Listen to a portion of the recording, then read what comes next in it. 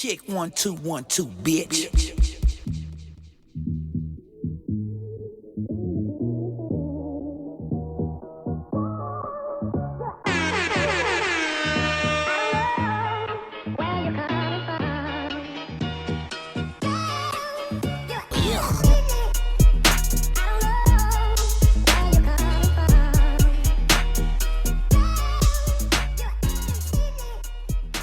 We back. What up? We back. Y'all bitch. We back. What's happening? Yeah, don't shake hands. It's still COVID Yup. season, nigga. Fist bumps all around. I know we talking to each other's faces without masks on, so I mean, what's the difference? Still. I mean, Hey, man. You trying to get like the NFL now? It's like you guys can tackle each other, blood on each other, spit on each other, but sharing jerseys after the game, that's where we draw the line. oh no. Yep. No jersey swaps around here. Yeah. It's episode 196. 196. iLLogical Sense Podcast. Of course, this is your boy Busby. Give me a hell yeah! And over here, it's your boy JC. No and Martin. What up? What's happening? What's good? Sorry about last week. Don't be sorry. One Yeah, time. man. I mean, hey, I'm trying to shit. talk. How you gonna be sorry? Let me finish. How you gonna say you Because sorry? it was fire. down. It's like there's like good news, bad news when it comes to California. Good news for Gavin Newsom: COVID cases are going down. Bad Yay. news is God just went. That's thunder and lightning. That's thunder lightning. Yeah, I for those didn't of you who can't hear the sound effects on caffeine, Yeah. there was gunshots galore. Did y'all hear that? Did the thunderstorm wake y'all up? No, I didn't. It did not wake me up, but it kept me from going back to sleep. Oh wow. Did it wake you up? They didn't wake me up. I woke up to take a piss. That's how I woke up. Dude. But then I saw a flash of light and I was like, wait, whoa, what the See, fuck is going on right now? It was just 100 degrees. See, here's the fucked up part about me having to wake up to go take a piss. I woke up, I was in my drawers, everybody's asleep, so I'm like, alright, cool, I can just walk through, go to the bathroom. Yeah. Walked, I saw the flash of light, but I thought it was the fucking smoke detector, so I'm like, oh shit, we might have to check the battery. Oh. Yeah, that's how it always goes. Then Yeah. I walked in and used the restroom. Now when you come out, for you guys obviously know, when you come out of the bathroom, you're looking into my sister's room. So she didn't shut the door, so I saw the light again, and for whatever reason, I still thought it was the other smoke detector because it's shit. because there's one in from the living room that goes into the hall. That was the one I saw when I went into the bathroom. There's another one between my brother and my sister's room. So I thought it was that one. So I was like, damn, we got two of them. We got to change shit. Like, And then all of a sudden you just No, This so shit don't even make sense. What the fuck? then I went back outside, got some water. Was like, all right, I'm going back to bed. I laid down, and 10 minutes later, I hear boom, boom, boom, boom, boom. But of course, I didn't think I saw lightning earlier. So now in my mind, somebody's trying to break in through the side of the house. Yeah. So now I'm like, I'm gonna have to find the out. fuck is this? No. I'm like, I'm probably gonna have to fight this out, and I'm probably gonna die in my drawers. That was the first thing that came to my mind.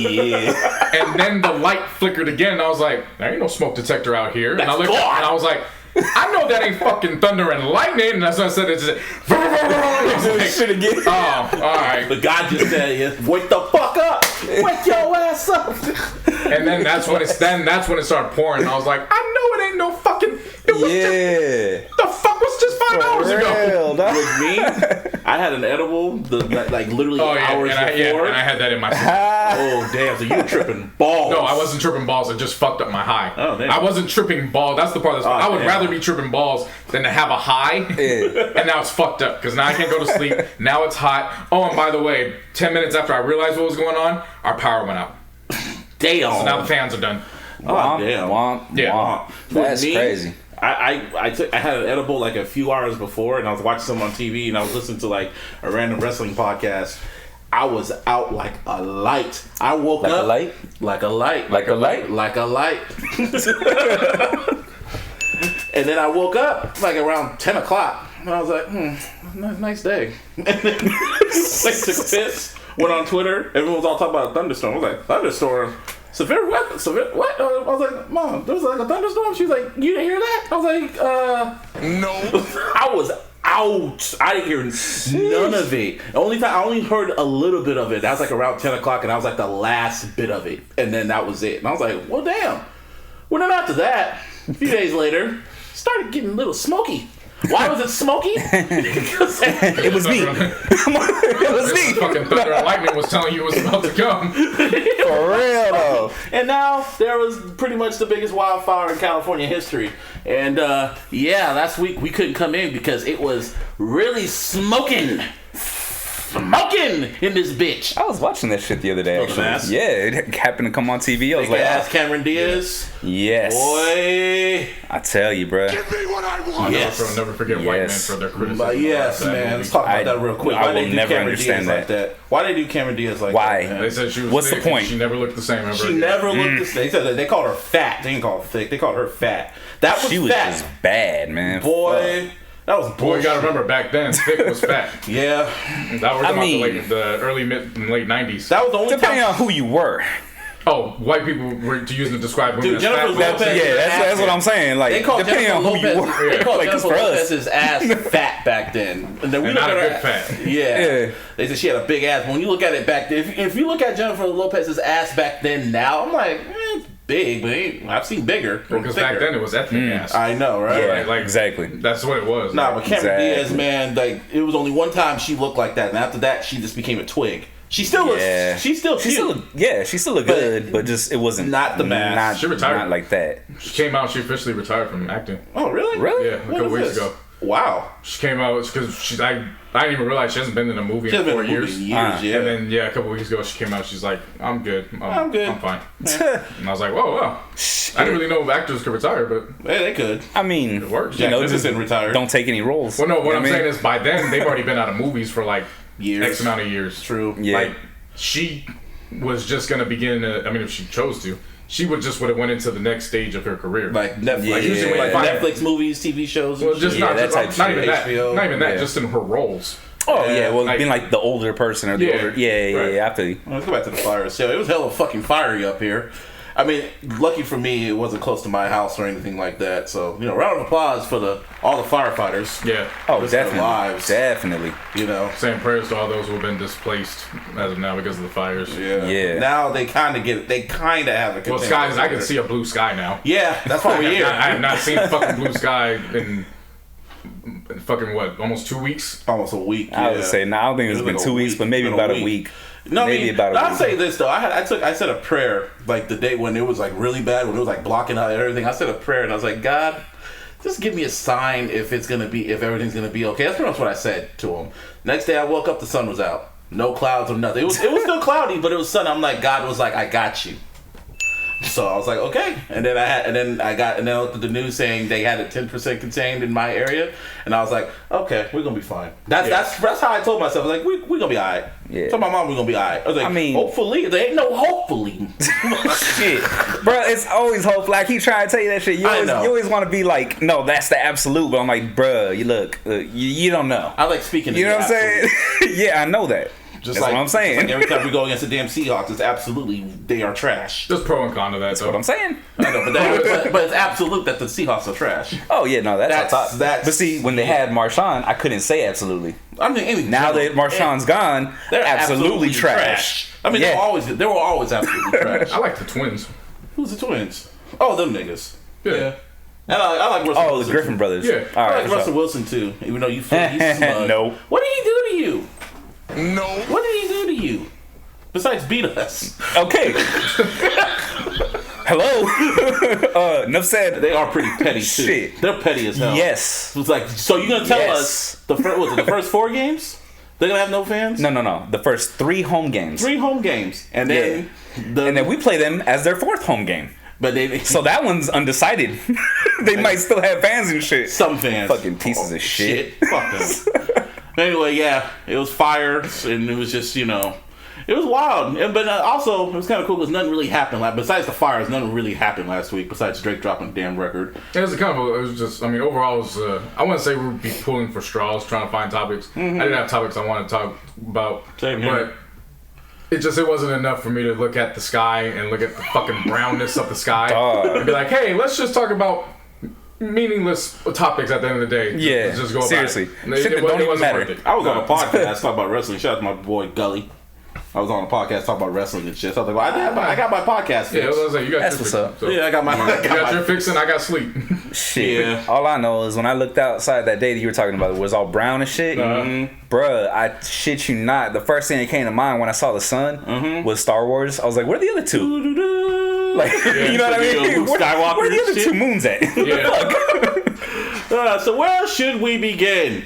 This is a hot topic right How now. about the most recent news, man? Round of applause Shit. to all the professional athletes This is a historic day in sports. Yeah, that made history by boycotting their own. Aaron McGruder's a prophet.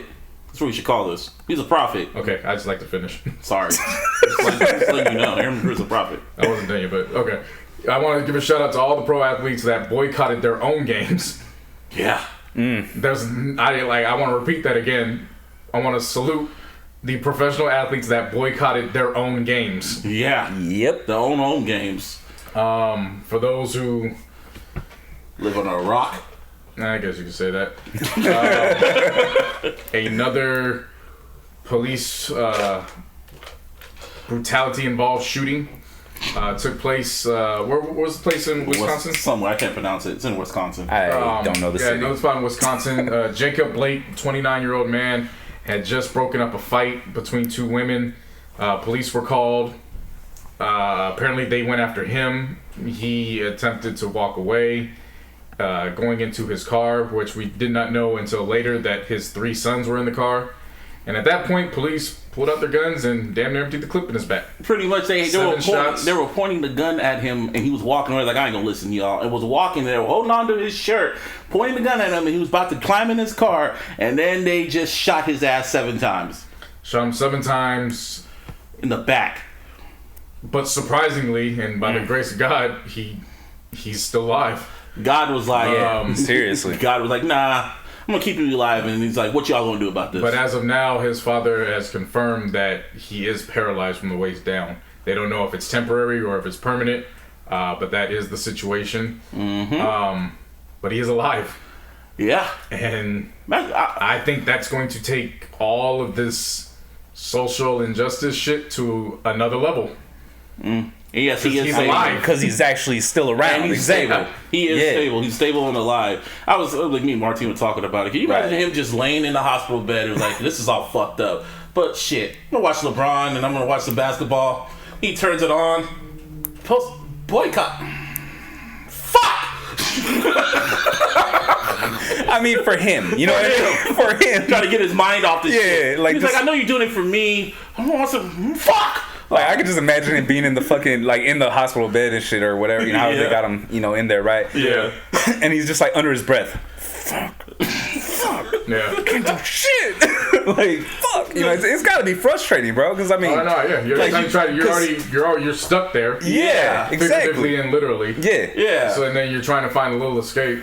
You know, but that's it's funny. But that's assuming if he even turned the TV on to begin with. Yeah, nah, for sure. And then it's like, gotta go watch hockey now. I mean, yeah, but Hockey never give a fuck about the problems, anyways. I know. All the players, They don't fuck all the about players, shit, in- apparently. all the players in other sport, particularly in basketball, both NBA and WNBA. Anytime they get an opportunity, they're bringing up anything about awareness. They asked one coach in hockey about something. And he's like, "Oh, you know," he's talking about the players' diets. Yeah, it's just I mean, it is a Canadian sport. Yeah, you know what I mean? I will say that Boy, part. the Sharks got sucker punched. Yeah, well, he deserved it. So what's his history? Honestly, You're all a right. Sharks fan. Here's the thing, right?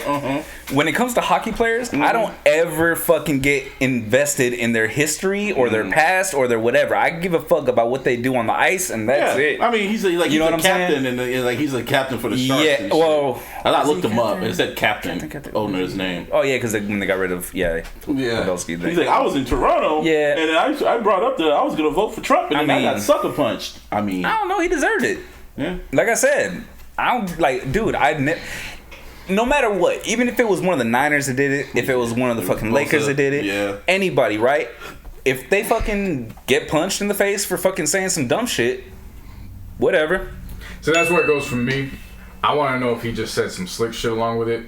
If he just said he was going for Trump, then I'm not going to agree that he should have been punched in the face. Yeah, no, I get you. Yeah. If they I were get slick at the tongue mouth, like Yeah. if they were going back and forth and it just got heated, then but shit happens. Like Right. it is No, that's what it I'm is. saying though. Like, I don't know what was going on. Yeah. I don't know his history. I don't know what he's about like that. You know what I mean?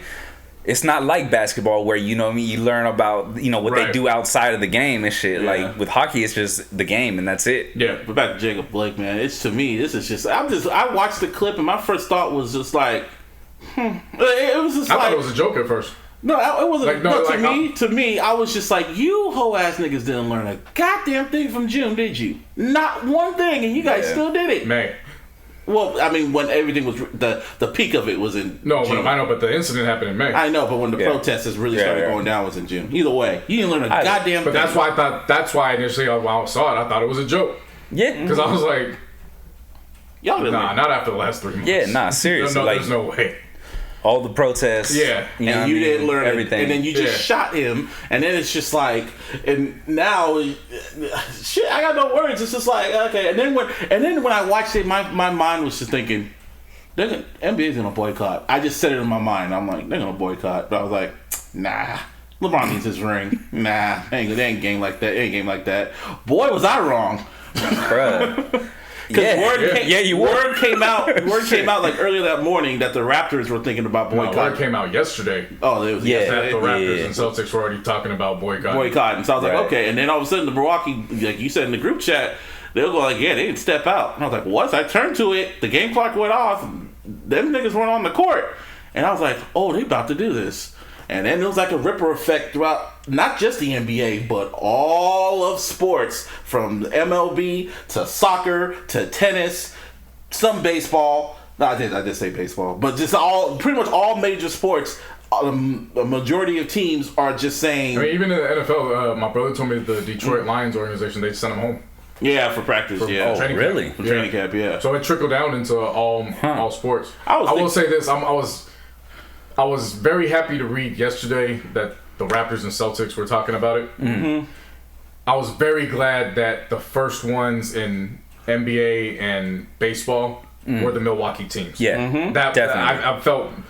It's not to slight any of the other teams. It's just that, of course, what occurred was in their backyard. Yeah, Yeah. I mean, and And with Milwaukee, with the Bucks particularly, they've had 2 incidents in the past 4 or 5 years, maybe even going back to 7. Mm-hmm. I mean, you had Sterling Brown, Shannon's younger brother, got tased by the shit, fucking police. yeah. And then John Henson went into the diamond store and he got racially profiled. Yep. So this hits home for them. Yeah. Nah, for sure. And they said, we can't be playing like this shit, because this is bullshit. Like, what the fuck? Yeah, for me it was big that they actually started the whole shit. Like, you know what I mean? It came out, the Bucks came out and said, "Oh yeah, that's we're done for today." You know what I Right. mean? And then the Brewers followed suit. You know what I mean? Yeah. And that shit, I feel like everybody was waiting to see what they did. You Yeah. know what I mean? Like Yeah. once they decided not to play, it was like, all right, that's it, we're out. You know what I mean? Yeah. And right now, as we're talking, the NBA, all the teams and players are having like a players-only meeting, pretty much trying to figure out what they're going to do next. Either they go, and then pretty much from what they're saying, the season's most likely in jeopardy, or it's not. Who knows? Because Milwaukee, where were they seated? Number 1. Oh, Yeah. shit, they were the number 1, Yeah, and they're number one they were up 3-1. They were going to close the series out tonight. They were supposed to I close- say that not 100% knowing. Yeah. But they were Chances are. going into tonight's game up 3-1. Yeah. Only thing that's kind of for me, it was like the Twitter.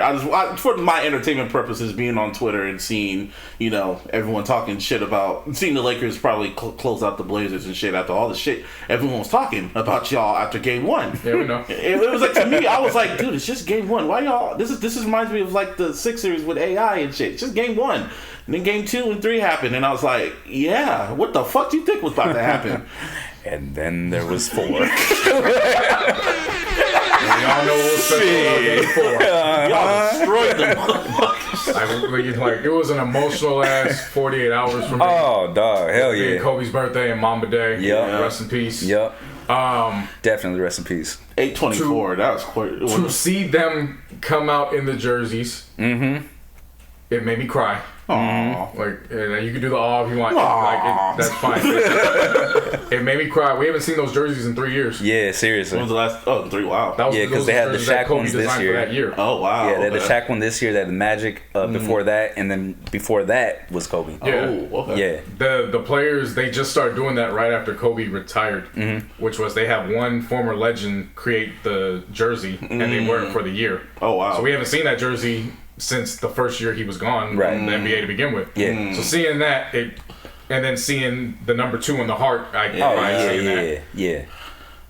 And then the ball tip, and I started crying again just for tears of joy because I'm like, this is exactly how Kobe would want you to come out. Yep. It was like he was there on the court with them. Like, it was 20. And it was evident as fuck when the score was 24-8. Like with 4 minutes and 30 seconds left, you added up 8, whatever. I was just like, wow, Kobe. It was like the 6th man, pretty much. That's pretty much what it was. Yeah. I mean, you say it laughingly, but when you see the shots that fucking Danny Green and KCP were making, LeBron. LeBron does those. So he does them. Yeah. I'm not like, but that one step back one that he had, like right before they called the timeout, and he was like nodding his head and shit. Dog, he was being covered really well. I'm surprised that he made that one. I'm not saying that he doesn't do it on a normal basis in that aspect where he's being guarded extremely well and shit. You know what I mean? He fucking he splashed that shit, bro. For me, LeBron and AD, they just, when they're locked in, I don't worry about it. So that was the game they had to be locked in. Right, I see. Danny Green. KCP since game 1, more so KCP since game 1. Right. KCP looked like Trevor Reeves in 2009. He did. But Danny Green in game 4 did not look like the Danny Green in the first 3 games. He didn't look like Danny Green from the whole season, Yeah, bro. Like it was just like his shot he had was like just an anomaly and shit. His shot was on Kobe mode. Wow. Yeah. It was, damn. I just saw the score because I'll be coming in from work and I'll just see the score. I'm like, wow, y'all just okay. I saw the score after each quarter and I put up the Kobe GIF each time. More. Yeah. More. Shit. And then I didn't even realize that. I didn't realize how close J.R. Smith was with the 3-point record until he made the 3 that tied Kobe. Wow. For the most made 3s in the playoffs. Oh, what the fuck? I didn't even realize and it. If you look at the footage is eerie. When he gets ready to take the shot, the one on his jersey is sandwiched and it looks like 24. See, this is why I kind of want the season to continue. Because it's like the storybook ending for the Lakers, like to get the damn championship. That's if it happens. But it's just like, that's like the selfish side. I know this is bigger than sports, but the other half of me, the selfish side, is just like, just finish this shit out. Because the game is just getting good for racist white folks. Just have to be racist fucking white folks and fuck it all up for everybody. I don't know what color the cops were. They're white. And hold up, I wasn't getting. Okay, let me say racist people. I was gonna say no, not even racist people, bro. Police. Okay, the police. The police. Like it ain't white, black, brown. Like it's all of them, bro. The like police. It was just they had to just fuck it up. They just had to fucking the game was just getting good, especially Luka's fucking shot. My God, that shot. I saw that shit live. I watched that live, and with my grandma too. We were both watching it. And remember the last game that Kobe took Gigi to in Staples Center? Yep. Lakers Mavericks. Yep. That was the one where he talked Slovenian to Luka. He learned Slovenian just to talk shit to Luka. That's petty. That sounds that's Kobe. Yeah, like that's Kobe. He's like, oh, you know that language? Okay, let me get my what's it called? What's the shit called that you learn different languages? Rosetta Stone. Yep. Oh my God. It was funny too because I came in ready to discuss what was going on between him and Montrezl Harrell and that, the punk ass or bitch ass white boy, that whole thing. And then this happened, so it's like, okay, now we're shifting gears. Yeah. But it was funny to me because when Luka made the shot and he won the game, everybody's going crazy, all that. I couldn't help but think, and I was like, what if Kobe just appeared to him in his sleep the night before, and he wasn't physically there, like not even in silhouette. You just hear his voice, and his voice was, "Call him nigga in Slovenian." Oh my God! Call him nigga. Call him nigga. Bruh. I got no words. I can see Coach I doing got that. no words. They even call nigga, That sounds. nigga in Slovenian. Yeah, that sounds legit. No, but then when I saw the shot, it was like in slow mo. I was watching them the entire. Me and my grandma were watching them at the same time, and he's like, "Oh, you gonna shoot?" And it shot, and I watched it go in the air, and I was like, When did you "Fuck realize? out of here!" When I did you realize it said, was "Fuck." going in? I said, "Fuck out of here," and then swish. No, what I'm asking is when did you realize it was going to go When in? it went in, I realized it was Step going in. back. No, I realized it was going in when the motherfucker was in the timeout playing with the fucking water bottle. Oh fuck. He's playing with a fucking water bottle during the timeout, and I was like, that says a lot, bro. "Oh, they're no, that's going Yeah. in." I was like, "I don't care what he puts up, it's going Right. in." I said, Right. "Fuck out of here," and that shit went in. I was like, "Wow!" I was like, "Ah!" That shit was wild. All I'm saying, man, this is gonna be a fire 30 for 30. This whole NBA season. I know 2020, but this NBA season as a whole will be a fire 30 for 30. From Kobe's death to the pandemic hitting, suspending the season, to them figuring out the bubble, to the fucking racial injustice shit, to them boycotting the season. It's like boom, boom, boom. Like shit. That's if it finishes out, though. That's if it happens, yeah. But this You know what I ESPN mean? is gonna be just like they got shit. I'm just under the impression that they're going to. I know one constant. There's not going to be any games Probably for the rest of the week. on Thursday. As we're talking right now, there's no games scheduled for today. Nah, for sure. You know what I'm saying? So, because you have to give the other teams the opportunity to say we stand and we're united. Yeah. So you got to give them the chance to do that. But I do believe on Friday everything will Probably resume. Can you imagine this? Because the thing is, we got to remember too that for those who don't know, some of these teams' family members have already shown up and they're already in the process of quarantining. Yeah. So you know you got to factor that in.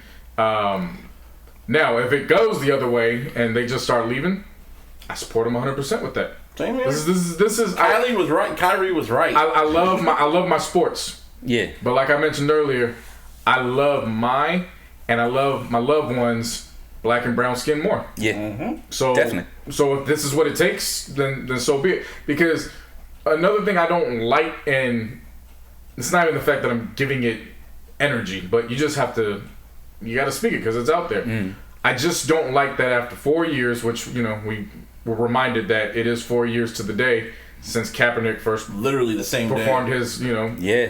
his boycott, Right. his protest. Yep.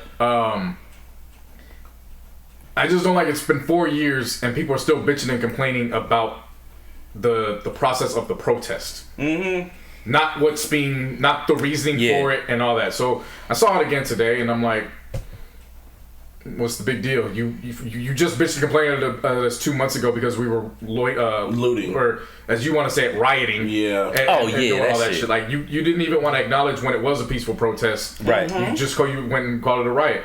Okay, so they stepped off the court as their protest, and you still bitching. All right, so now I know where you stand. I've always known where you stand, but now you just making it real fucking clear. You fucked up and you made it public for everybody. Now you know why I wouldn't. Who's the dude that didn't take a knee? That fucked up his knee? What's his name?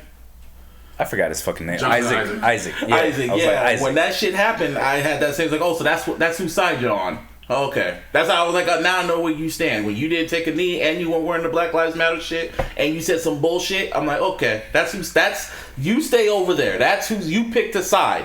So that's pretty much it's the same shit. After when all this shit happens, the line drawn in the sand, and you choose a fucking side and stay there or die in the middle. We're the 21. Anyway, besides that shit, there's shit we missed. Where else you want to go to? You want to talk about Drake? Yeah, let's talk about Drake. So, Honestly, I'm not ready to leave the conversation. What else you got to say about it?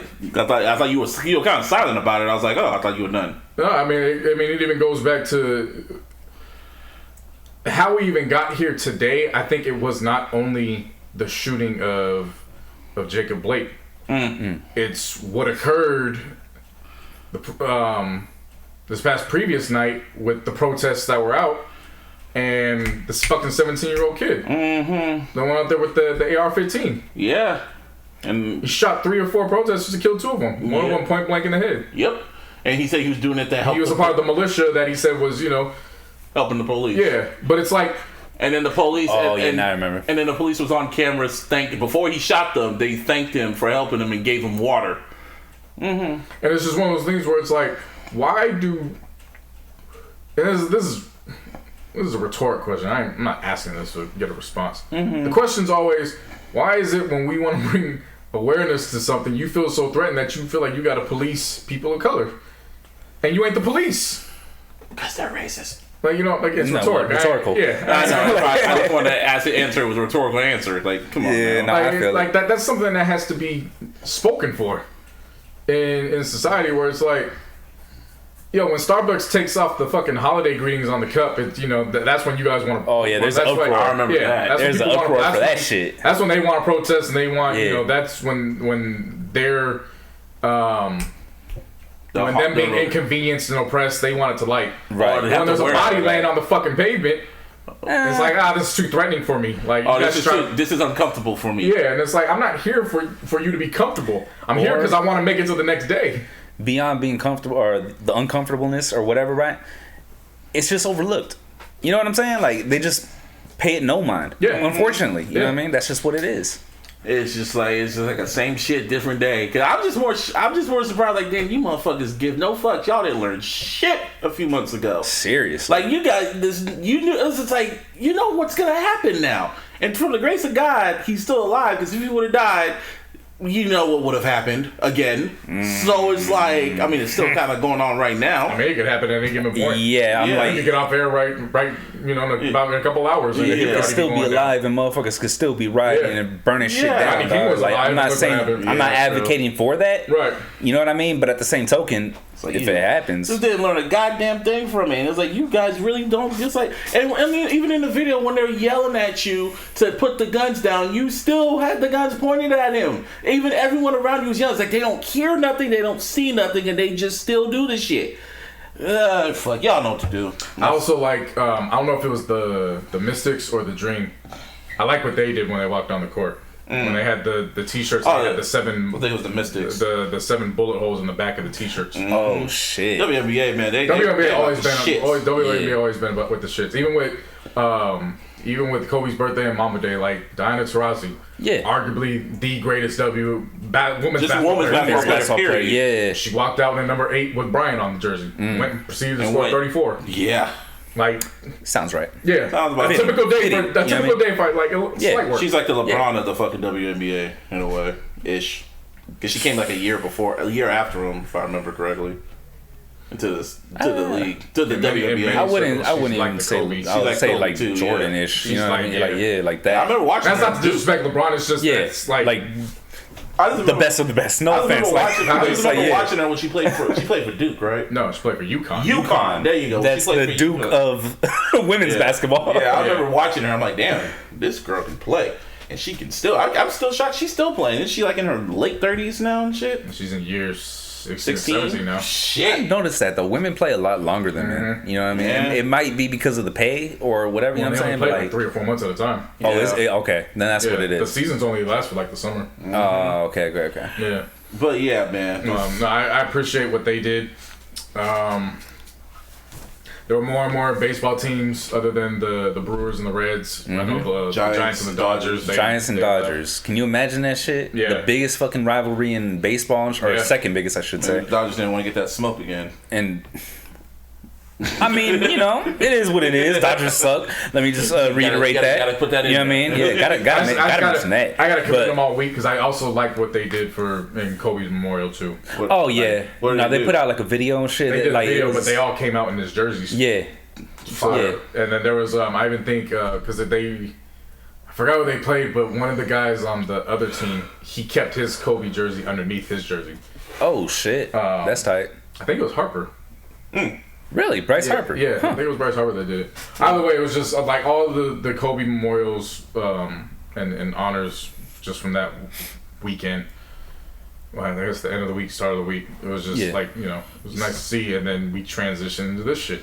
Yep. Like literally, it was. Yeah, it was all good just a few days ago, man. And you know what I mean? And then boom. Yeah, it's like we're back to square one. Right back to square one. And it's like, all right. Alrighty, now I got more shoes, so I guess I'm going back out. Square 2, yeah, whatever. It's time to start protesting. I got more shoes, so I guess it's time to start going back out. You gonna be comfortable. Yeah. You know what I mean? And I don't mean that like to make a joke or nothing. I got more comfortable shoes now. Yeah. the way they was fucking around with the Kobe memorabilia. Man, you guys see. Fuck these people, I'm man. gonna talk to the. Fuck these people, Talk to man. the people. So Go for it. I'm out in the group chat. Martine and JC start talking about like, yo, wake me up at 6 a.m. You gonna wake me up? Yes. I'm thinking, oh, y'all gonna carpool or something for work? No. It's more important. Fuck you mean? Hell nah. I was just like, why y'all talking about it? Waking each other up? Like, what the fuck? And that's usually, I just assume y'all carpooling to work or something. You're like, oh no, we gotta get the Kobe shits. I was like, oh. I knew what was gonna happen. I was like, oh, I'm putting hype piece and shit. I was like, well, Yeah. good luck. I didn't say it, but I was like, good luck. Then I go to work and I look at my phone. Strike 3. Oh, you got. That was my first time using the sneakers app. Yeah. I had never used that shit before. Right. And then the day before, I had actually got some practice shots in with it. I was able to at least get a placement for the first Kobe 5 joints that they dropped, the white ones. Right. And so I was like, all right, so 2 or 3 minutes once it drops, you got that window. You got to make sure your payment shit's like, all right, cool. Yeah. So, of course, the limited edition jersey, which is the first fucking jersey that's ever been released where it has both of his numbers on the jersey. Yeah. And then the next pair of Kobe 5s that Martine and I really wanted. Yep. Those dropped on Mamba Day. So we're like, all right, so that's when we gotta get to. Yeah. And we weren't the only ones. I know, My everyone- whole household was up, ready to go. Shit. Even your mom? No, she was up. She was getting ready to go to work. My mom was working from home. Man, she ain't trying to get no fucking shoes, dog. I thought until she saw mine, she was like, "Why didn't you get me some?" And I was like, Well, you didn't "You ask. didn't say anything." Yeah. She still could though. Like, you know what I mean? That's what I told they her. probably got The women's principle. sizes and It's just shit. the principle. No, but she was up because she was getting ready for work. My brother's sister and my brother's girlfriend, we were all up. Like, all right, let's Just go. imagine it. Like, just imagine We're it. all in the room, so I get right in and it's like pending. So I'm like, okay, cool. Like, Right. see how it goes. Yeah. The shoes, it was like sold out. So I was like, all right, but the jersey, Yeah. it asked me to confirm my identity by putting in the the text. So I'm like, oh shit, I think I got the jersey. Cool. I go in and it asks, to put in confirm your phone number. So you get the confirmation text. As we're recording, it's 7:36 p.m. 2 days after the fact, and I still haven't received that fucking confirmation text. Oh, that's fucked up. Nah, I got the same. That's fucked up. But I'll be honest with you. As soon as I go close ahead. the app and reopen, sold out right there on the jersey. Yeah. I was just gonna say though, I've used the sneakers app a number of fucking times. Like, you know what I mean? Because I've been buying shoes. Like, you know what I mean? That's like my thing. It's always been my thing and shit, right? That happens all the time, dog. Like, no bullshit. I just all the time. developed a hobby for sneakers. Yeah. I hear horror stories. I hear horror right. stories about the sneakers app. I hear a lot of horror stories about that shit, especially when big time releases come out and the hype beast just breaks some code and just buy them all. And what like happens within is seconds. they pay for bots. So not only are you paying for the fucking shoes, but you're paying for like a digital scammer pretty much. Yeah, that gets. You know what I mean? It's got all kinds of rams of speed to get to basically to the front of the line. Yeah. And one bitch ass motherfucker ended up walking away that day with 16 fucking pairs Oh, of fuck Kobe's. that. That's some whole So that way shit. he could jump the fucking price. That's some whole shit. Those joints were going for $180. I was seeing them on StockX for as much as Oh shit. 500? $2,500. I've seen. Well, what? Yeah. I'm not gonna lie. When I checked my size, I saw it at 7. I was like, yeah, nope. My size was 650. What Size 6.5, which I usually put in the frame of middle school, elementary school kids. Yeah. 2,500. See, this reminds me of when That gave me a shiver. No? This reminds me of when we had to get the Kendrick tickets for the Kunta Groove session. Remember when as soon as it hit like midnight, or no, not midnight, at noon, everyone rushed on there. It was sold out instantly. That was some bullshit. Yeah, we paid 400% above market value. It was Worth it. It was worth it. It was once in a lifetime. I don't blame you. Yeah. But Anyway. nah, that shit through, because you gotta remember, everybody woke up at 6:30. So then that shit happens in what, 3 or 4 minutes tops? Dog, I don't think it did not go past 3 minutes. No. What I'm saying is for reactionaries after On Twitter, since like they dropped. the No, reaction. I'm not fuck the Twitter. No, just the your reactions reaction. in my household. Oh, okay. That's funny. We all waking up at fucking 6:30 and the reactions there. Fortunately, my mom had not clocked in yet, so all of a sudden you just hear like in a row, damn, shit, fuck! Bitch! That's all you gotta hear next. Fuck! My sister came out talking shit. My brother's girlfriend came out talking shit. Yo, where's the fucking walked out last minute. Like Stone Cold? Like, we're just sitting there like, because I get it. It's the hype beasts do this shit, whatever. It's just the principle. I get it. It's the fucking principle for me, man. And it's not even just the principle. Like, these could have been Jordans, and I'd have been like, all right, the game is the game. Yeah. Fuck it. Like, it is what it is. I was gonna tell you that. Kobe ain't been dead for a year, man. And it's like, all of us fans, like, Yeah. like it's disheartening. I know. Because it's like, it's just for us hardcore, die-hard fans, the ones whose Kobe was our hero. And he's gone. And they took all of his stuff off of the retails. So we couldn't get anything. Yeah, I agree. So now with that. so now we get to the point where there's an opportunity to get something, And then the fucking and you hype beast steal it from us just to for make a buck. yeah, and it's like you profit off of that for. If they did this, 2 years later, if they do this in 2022, yeah. then it's like the game's the game. I don't know. See, Like, I it had sucks. to, I had to stop myself because I knew you were upset in the group chat. I had to stop myself from saying, "Well, the game's a game." But I don't. I mean, yeah, but I mean, I knew like- you were upset, so I was Yeah. like, "Yeah, I ain't gonna do that." Yeah, because I would have went the Michael route, like straight up. The Michael route. Yeah. You said something about Michael Jackson. Yeah. Oh, that I've been like- pissed me off in 10 years. No, I would have found a way. I believe that. I'd have been like, that's why your bitch ass hero was getting played at the Republican convention at Trump rallies and shit. See how you would have felt about that.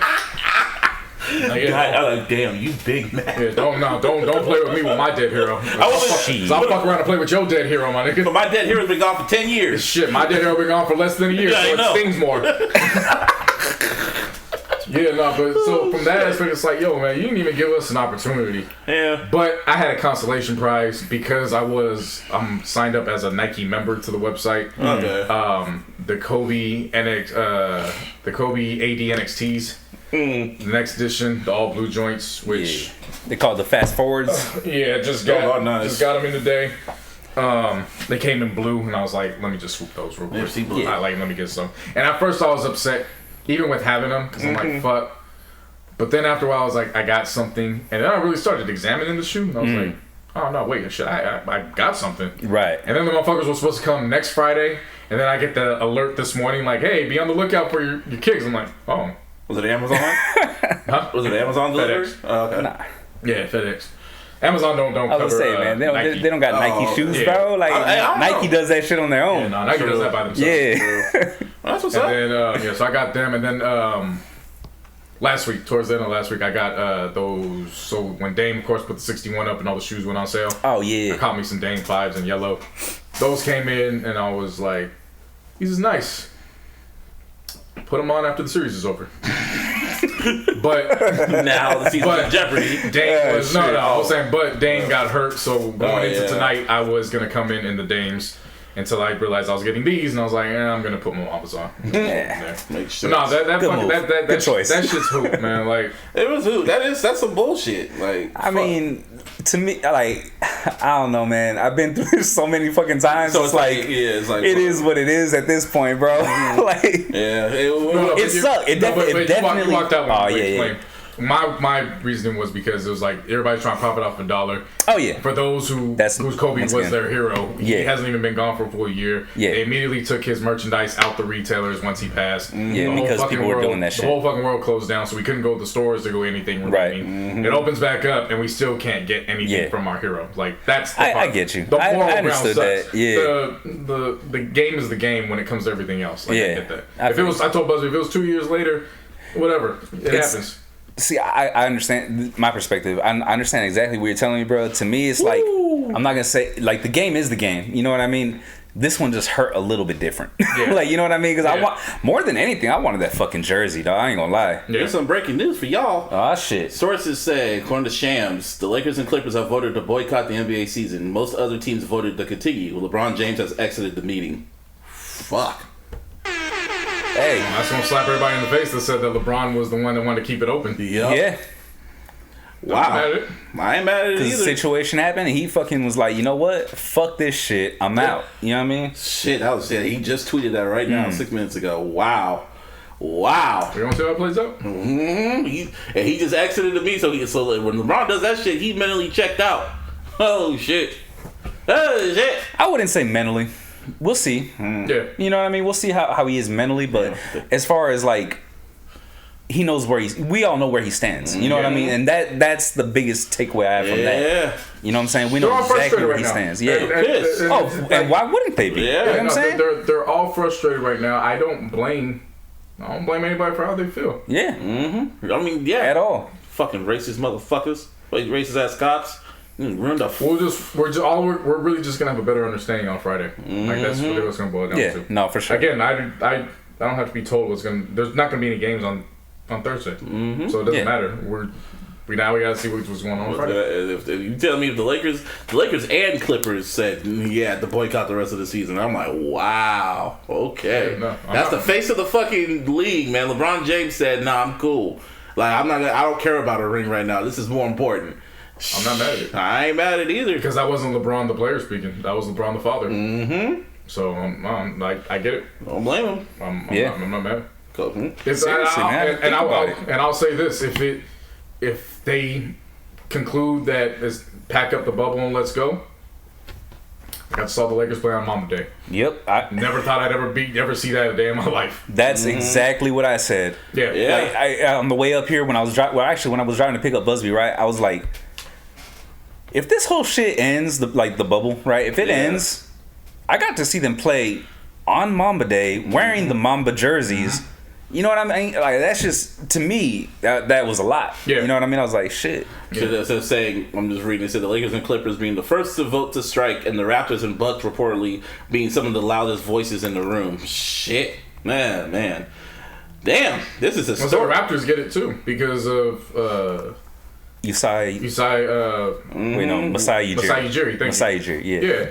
Where the fucking footage came out where the sheriff lied on him. Yeah. So he was the aggressor at the NBA Finals last year. Yeah. He caused all this duress, and the body cam comes out, and this man shoved him twice. Yeah. Before he even had And the cop still sided with the cop, of course. And, oh, no shit. I mean, that's normal. They always do that shit. And Kyrie Irving's just like looking at them like, I told y'all niggas this shit. But, all right. I mean, he could have said whatever the fuck he want to say, man. Mm-hmm. Yeah. But it is what it is. Let's see how it goes. Yeah, it goes. Yep. Now, Tory Lanez, Megan Thee Stallion, bring your ass to the stand. Somebody did this. Yeah. So, Megan the fucking Stallion, the Tory Lanez pinky toe situation, it's still ongoing.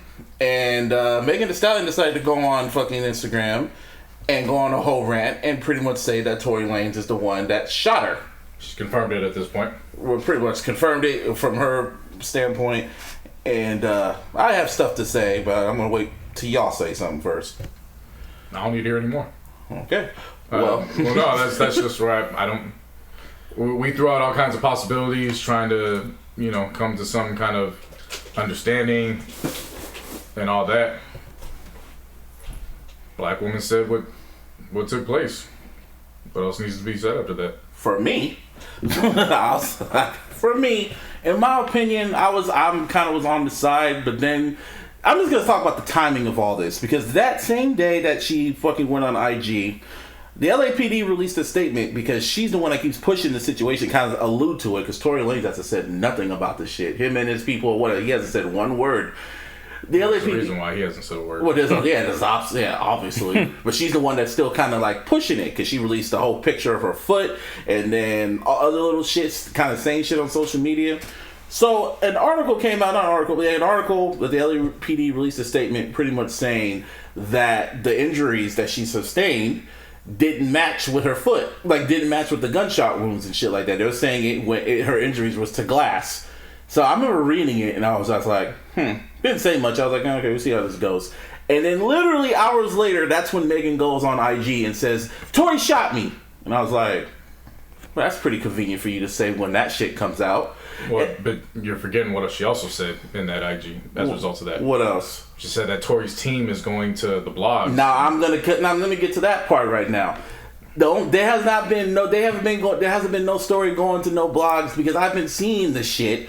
From what I've been seeing, there hasn't been no Tory's team hasn't been going to no blogs. The only person who said anything about the shit was Adam22.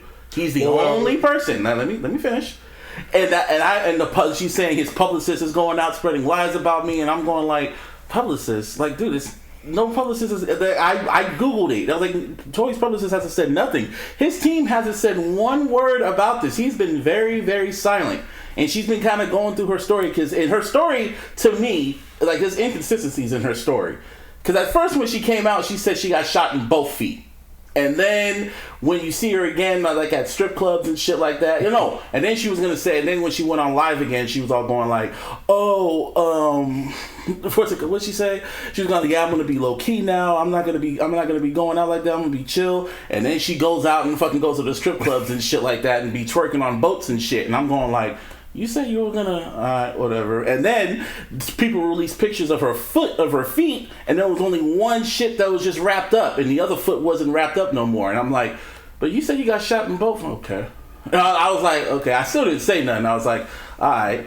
And then when she goes on Instagram, and then she did the video for WAP, and she's dancing on both feet and shit like that. And I'm going like, but you got shot in the foot, and you're still dancing in that shit. All right. Did that come out before? Or After. didn't they do that before, though? I mean... No, I think they did after. Fuck, I don't know. I think they might have done it before. Whatever the case. I'm still seeing this shit. I'm like, okay. Like, I'm just seeing, like, inconsistent. And then she goes and says the story about when she's telling the story about what happened with Tory, and they had to fight, and she's like, I was in front, you guys were in the back, and then, we were like 5 minutes from my house, so I get out the car, and I start walking, and then you stick your head out, and you shot me while I had my back turned. And I was like, wait a minute. And to me, I was like, that doesn't even make sense. So you telling me he stuck his head out like the fucking Joker and just shot you twice in the feet? And then I just remembered the TMZ footage that she got back in the car. She was in the car, and the LAPD and the police department were telling her to get out the car, and she was walking on both feet with her hands in the air. And then I was just thinking, okay, shit's not adding up right now. And then she's all going on here talking about on her IG saying like, your people's fucking pushing this situation. Because then after that, I see the LAPD fucking statement, and then she goes on IG and says like, your people's pushing this narrative and da da da da da. I was like, what narrative? They haven't said anything. You're the one that keeps pushing this fucking shit. Like, what the fuck are you talking about? And then the more she just kept talking, and then she kept using trigger words like, you need to protect black women. That's why people don't protect black women and da da da da da. And the whole reason why I didn't do that shit, I didn't admit that Tory shot me because I thought there was a gun in the car. So you know how everything that's going on, they probably would have shot me and all this other shit. And I was going like, okay, you're using trigger words now just to make people believe you. And then I'm thinking to myself, I'm like, if this is the case, how come Tory has not been charged for this yet? Why are you going on Instagram Live telling the world that fucking Tory Lanez shot your ass? And are you trying to get justice, or are you trying to control the narrative? Like, pretty much my bullshit meter went off. And in my opinion, I don't think he shot her. Like, the more they keep talking, the more I'm thinking, there's more to this story that she's not saying. And I honestly, to me, in my opinion, I don't think he shot her. But that's just me. So... As of right now, it's up to Tory Lanez to prove to me he didn't.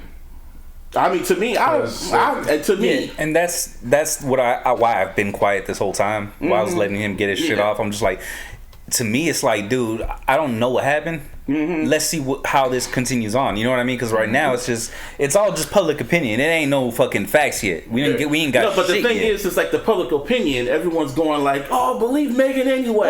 Well, hold up, you already know, dog. Like. That's who you're supposed to protect. You know what I'm saying? Yes. Not just the black. No offense. Not just the black woman, but women in general, dog. Like, you know what I'm saying? Yeah, of course. But when she was saying the story, and it was like, it's just like, it was just everything about it just screamed like my gut's telling me I smell bullshit. Like, my bullshit meter came off, and I'm like, there's shit you're not saying. And it was like, to me, it's just like something's not adding up. I believe there's more to the story that. I mean, obviously, Tory's with him because Tory hasn't said anything. Yeah, I believe there's more to the story on Meg's standpoint that she's not stating. Now, what I don't agree with, what I will say is, her saying what she said into her protecting Tory. It's not far fetched. No, not at all. It's really not. I've seen that was the one thing that got my attention. I've seen many of women go through, not even in a friend situation. Let's take it to women that are in relationships. Domestic disputes, physical domestic disputes. Mm-hmm.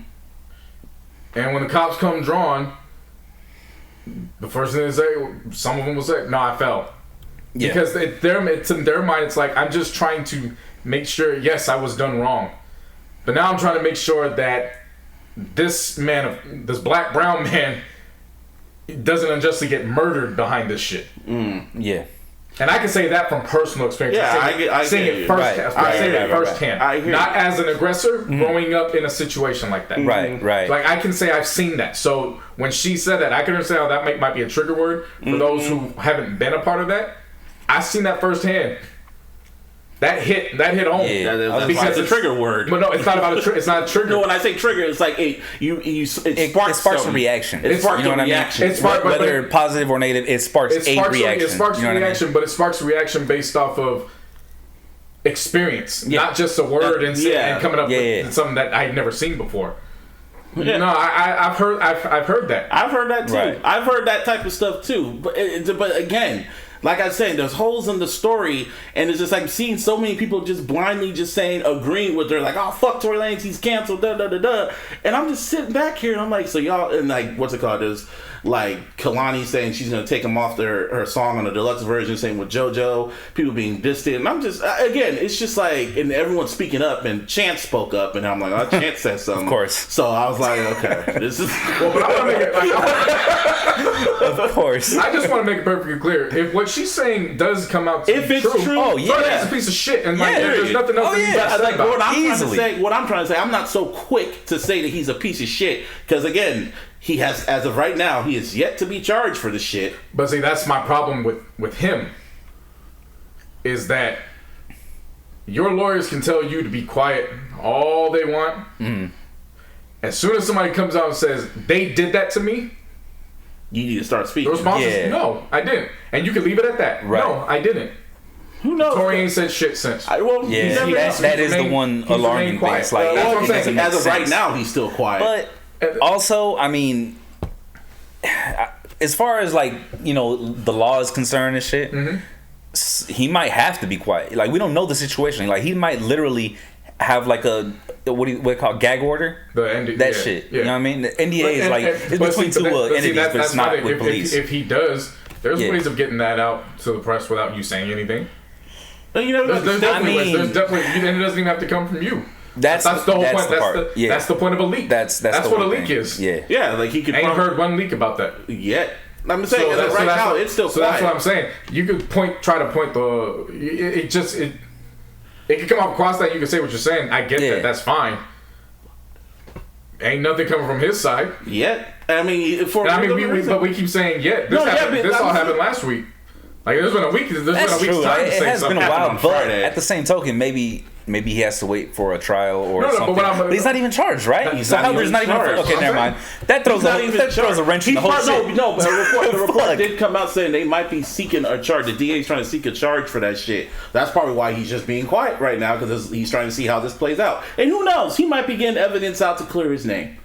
Who knows what's gonna happen? To me, her story just sounds kind of There's holes in it, and I'm not so quick to just go out and say fuck Tory Lanez. Like, nah. And even her foot, it didn't look like it got fucking shot. No, that's not fair. It didn't look like it got. I talked to a homegirl that's a nurse, and she even told me, nah, that didn't look like it got shot. It looks like glass.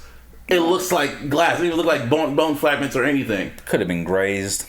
Maybe, you know what I'm saying? But I don't think. But again, that's what I'm saying. It's not fair. Like, but then again, we don't know when that picture was. She said both feet. And then she's walking on 1 foot, twerking on it. And the first she said 1 foot, 2 feet. Now it's 1 feet. Which it's just, to me, it's just holes in it. I mean, people have gotten shot and they've danced. Like that doesn't not like that. They'd be in fucking like who got shot and kept dancing. In the foot. I'm not talking about celebrities. I'm talking about just motherfuckers. I'm not in general. Like, who got shot in their foot and just kept dancing? I was thinking some wild shit. Like, damn. Shit. Like shot in their foot and they kept dancing. I mean, San Jose is a wild place, man. Yeah. I've seen some shit, man. I believe it. So that's what I'm saying. Like, that's unfair because we don't know when that photo was taken or if the healing even started on that at the time. If you get shot, don't you think there'll be like my homegirl told me? If you get shot in the foot, there has to be like rehab. You have to be in a fucking Once case. again, and I don't mean to throw your argument out the window and shit, but if it was grazed, It still counts as it's still getting shot. technically If, I no. don't say I know there's a huge if, right? If it was grazed, it's just like a flesh wound. You're straight. You know what I mean? Like that Should shit. got grazed and look at his head. You can tell there was something there. I don't look at his head like that. But it didn't look like. But It didn't still, look like you know what it wasn't saying, It bro. It's wasn't like a bullet hole. yeah, it's not like But a it was hole. there was something on his head. Either way, But there was like a fucking what's it called, scar and shit. Yeah. Either way, when this comes to the situation, I was very just blah on it. Who knows? She probably could have cheddar bobbed herself if she's embarrassed to say it. That's a possibility. You know, I mean, that's why. Look, this is my stance on it, bro. I'm siding at the moment with Meg just because she's a woman. Mm-hmm. You know what I mean? I'm on no side. But at the I same know, token, yeah, no, I'm saying like you. siding. Sighting. You know what I Yeah. mean? But at the same token, it's like as soon as I hear something that changes the landscape of things, Yeah. So like, then it's like, all right, fuck, I was, you know what I mean? Yeah. I'm not gonna say I was completely wrong, but I was wrong. and it's not. I'm Don't get me saying- wrong, people. Like, especially with women, I'm not doing the whole like protect black women. I completely understand that. However, when I'm hearing her story and I'm seeing how she's acting on social, because she's really just acting towards the trolls that keep saying that they don't believe her, and instead of just like she should have just released that one statement and then let her lawyers or whatever her people try to help her. But whatever the case, man. And that's the problem. And I agree with that. Or she shouldn't be making statements on behalf Especially of what on trolls social are saying. media. Like that's no, Yeah. I agree with that. Yeah. The reason why I'm falling back into this is up to Tory to prove that he didn't do it is you just gotta ask the simple question: what does Meg have to gain by going this route and blaming Tory? Because if it does come out that what does she have to gain? She already got the #1 record. No, listen to what I'm saying. What does she gain if it comes out that he didn't do it and she did it to herself? What does she have to gain? She has everything to lose at this point now. That's So why- that's what. So I that's get where. you. So that's I where I'm get you. falling on. Like Yeah. It's just that's a wild that's a story. heavy. Like that's an all-in bet. It's just messy on both sides. I feel there's more shit that's gonna come out about this situation. And like I said, I do. And it's gonna be messy. I do think that there's some stuff that's being withheld on hers. Now, On both. what we know about it, I don't know. Yeah. Like I do not know. Right. All I know is a young woman said that she was harmed. Yeah. The opposite party has not said anything, Right. so that's what we have to go off of. Yeah, that's no. all. It's just funny how see people trying to boycott him, but they do the same shit for Chris Brown when the picture for Rihanna and her face got marked I don't know who is you talking to, bro, because I know a lot of motherfuckers that still don't fuck with Chris Brown. up. No, I'm talking about his artists, the artists like his peers. That's what I'm talking about. Not like who Jay? Jay-Z? Who else didn't fuck with him back then? I know Lil Wayne. When that kept shit working first with him. happened, Chris Brown couldn't hardly got any work the rest of that year. I remember except that. for what remained and got recorded. I remember that. Like the stuff he had already recorded, like that pretty much got grandfathered. I remember It was tough that. for Chris Brown for a couple of years. It was Yeah, until for about a year. It was tough until the In My Zone tape. Yeah. That was like a year after. That was came out- 2010. The year after.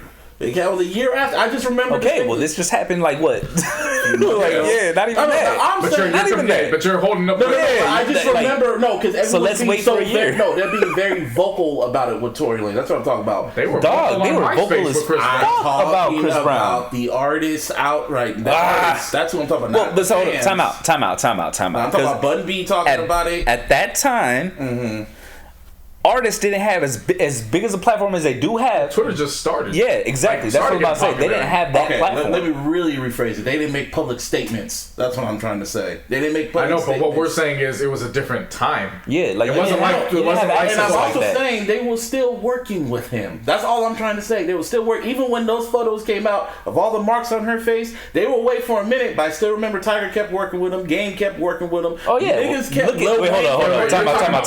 about Time out. Lil Wayne- Yeah, exactly. You're talking about his friends, His though. friends. Still, they were still big. But you're talking about his friends. That's Lil different Wayne kept than. working with him. Who was it? Was it Swizz Beatz produced for him? People were still working with him. At the end of the day, they were still working for him. They was not for him, but they were still working with him. And they were kind of. And then Diddy actually, when they got back together or whatever, Diddy loaned him his house and shit like that. I just remember the shit. Just the energy's quite different, and it was a different time period, like you said. That goes to your point. Yeah, the energy's different because people might have looked at that situation and was like, like we're kind of loose on that. If that shit happened today, in this climate, it would have been over for Chris. Yeah, he would not be around anymore. Dude. Like, but then again, we thought the same shit about 6ix9ine, and he still got fans. No, but I'm saying that because you could say the same. You could say the same thing about. Black people and brown people were still getting shot back in the NBA, or when the NBA was still going on 12, 15 years ago. They didn't have a boycott. It's just when you get a more social platform awareness. Not even awareness. Not when you awareness, have a platform that goes beyond the microphone, and you can post it. Now it just everything it's more amplified and magnified. It gets bigger. Yeah, but it doesn't mean that the players didn't care about what was going on. I just remember that time period. I just remember that time period because Chris Brown was low key kind of canceled for about like a few months, but people were still working with him. But that's it. I think that's even fucked up to even just bring I know. Okay, we're talking about Megan Tory, but everybody brings up Chris Brown. It's like because it's almost like low key because he beat the shit out of Rihanna. What happened? He beat the shit out of her, and there were photos of that. He did. Yeah, but there's no disputing that. That's what I was about to say. Especially when the report came out about the biggest difference, there was no disputing that. It was undisputed. Boom. Like that should have been like, you know what I mean? I love Chris Brown's music, man. I really do. But at that point, he should have legit have been canceled. Yeah, but he wasn't. That's all I'm once saying. Again, that just, in my opinion, goes back to the time frame that it happened in. Because if he would have done that shit now, he's done. He still should have been gotten canceled when Karuchi came out saying that he beat her ass and she had to put the restraining order on him. And fucking Elvis should have been canceled when he had a 14-year-old fucking grooming her to be his wife and shit. Like, what the fuck? But he's white. What I'm saying, it don't matter. But what I'm saying, is like, all the way back. You can't hold them being free. The point I am saying is Tory Lanez ain't gonna get canceled. That's the fucked up part of it. Depends. We'll see. That's not. When somebody like Bun B comes out, Bun B is like. Bun B holds a lot of weight. I take Bun B speaking over Meg the same way I would take E40 speaking over Kalani. You just don't go across them. I get you. Like you said, this is a different time period. But I'm saying it's a time period where people are starting to tighten up more. That's why I'm saying you can't rely on what happened 10 or 11 years ago because it was just, again, people tighten up. 10 11 years ago, people were in the movies were letting gay slurs fly off like it was nothing. Like I've gone back and watched some movies just from 10 years ago and I'm like, that shit wouldn't fly today. Yeah. You know what I'm saying? But you can't say, oh, well, based on that, like they shouldn't be getting mad at that movie because 10 years ago, well, yeah, because they tightened up as the years have gone on. It's just funny seeing it, that's all. And there's everyone just reacting and not thinking about the story, the holes in the story and shit like that. So, I don't know. That's just me. I could be wrong, and if I'm wrong about it, I will be the first to admit it. But right now, my bullshit meter is still going off about this shit. So, more will be revealed. Because, usually always fucking happens on this fucking podcast. Stay tuned. Stay tuned. You can hold your right. I'm just glad you didn't come on here just blatantly defend. Oh, hell no. No, I'm just talking about the facts. Yeah, I ain't like that. I'm not on those side. There's a whole community. Niggas are calling her a snitch. That's like the most wild shit in the world. That shit don't make no damn sense, like, niggas, there was one tweet I saw a screenshot. This nigga going like, if Megan said that fucking Tory shot her, she should just say it. And then as soon as she fucking said it, the next tweet said, Megan's a snitch. Yeah. Like, what? Bruh. That's not. Come on, man. What the fuck are you even talking about? See, I'm not on that side. I'm just looking more at the facts of it and just everything else in between. Because honestly, it's messy. Fuck both of them. Well, yeah. I don't care. Period. Well, yeah. Because Meg's a victim. They ain't fuck the victim. Like that's Can't say fuck both of them. That's another reason why I'm kind of siding with Megs, and she's the one who got fucking injured. No matter what it was, glass, fucking grazing, actual going through the foot, whatever the fuck it is. Fuck it, I'll just say it. But did you die? Hangover. I know what the fuck you saying, dog. Don't get me started, because I have a fucking perfect example of that exact same situation that I'm not gonna say right now. Is it about Michael? No. Oh, Eminem. Bro, I said I'm not gonna say it. Let's continue. Anyway, yeah, that's that on that. Anyway, but round of applause for Megan and Cardi B. WAP went number one. It's Cardi's. Yeah, it's Cardi's 4th #1 record, and Megan's 2nd. Yeah, man, good. And I think it's the first time not the second time, when female rappers pretty much took over the fucking Billboard top 100. Yeah, I haven't watched the video in a long ass time. Well, in a long ass time, I'm talking about like a few hours. Oh, I haven't seen it in a long time because the playoffs started. Yeah, priorities. Yeah. Y'all too much. They put man. basketball on from fucking 10 in the morning to 10 at night. Like, y'all go crazy over that fucking Damn, video. make that some shit went from 10 in the morning to 10 at night to nothing at all now. Possibly. Well, it didn't matter. I mean, the nothing at all now part, whatever, dog. Like, Yeah. but Yeah, 10, I can go basketball without 2 yeah, things. whatever, man. You Like, need a break. But the 10, no, It's not what even I'm that. saying is the 10 to 10 was already done anyways because 3 of the teams already swept the just round. saying. oh yeah, So that but shit still was- though, that like shit 10 was to 10 for that many days is Yeah. like whoa. It felt like March Take a Madness. break. What's up? It felt like March Madness. Oh yeah, seriously. Yeah, but who came in at number 2? Who came in at number 2, which I was low-key kind of shocked, but WAP is WAP, man. Wet-ass pussy's wet-ass pussy. Yeah. No matter what. So who's number 2? Your boy. Baby.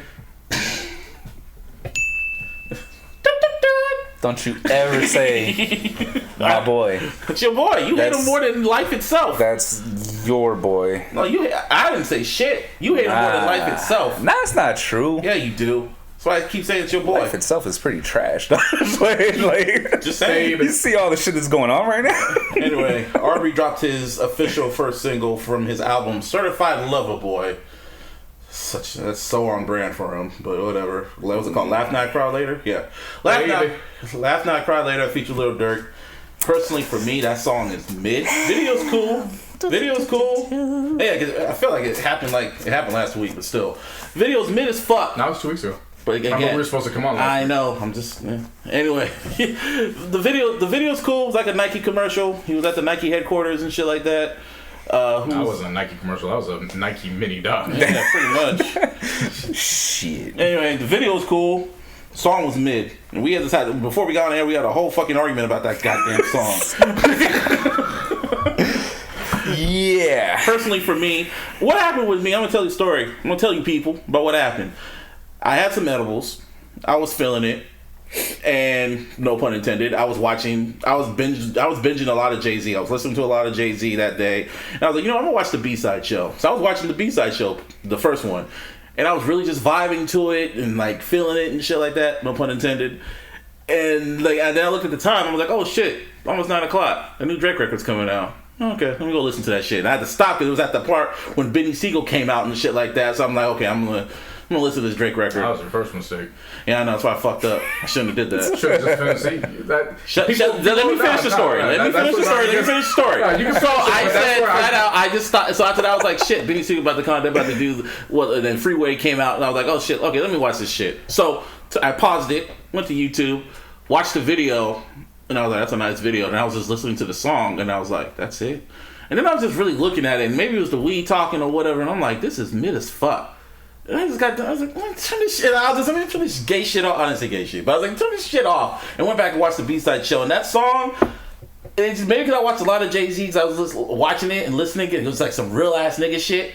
And then I watched the video, and then I saw the song, and I listened to the song, and the song is just mid.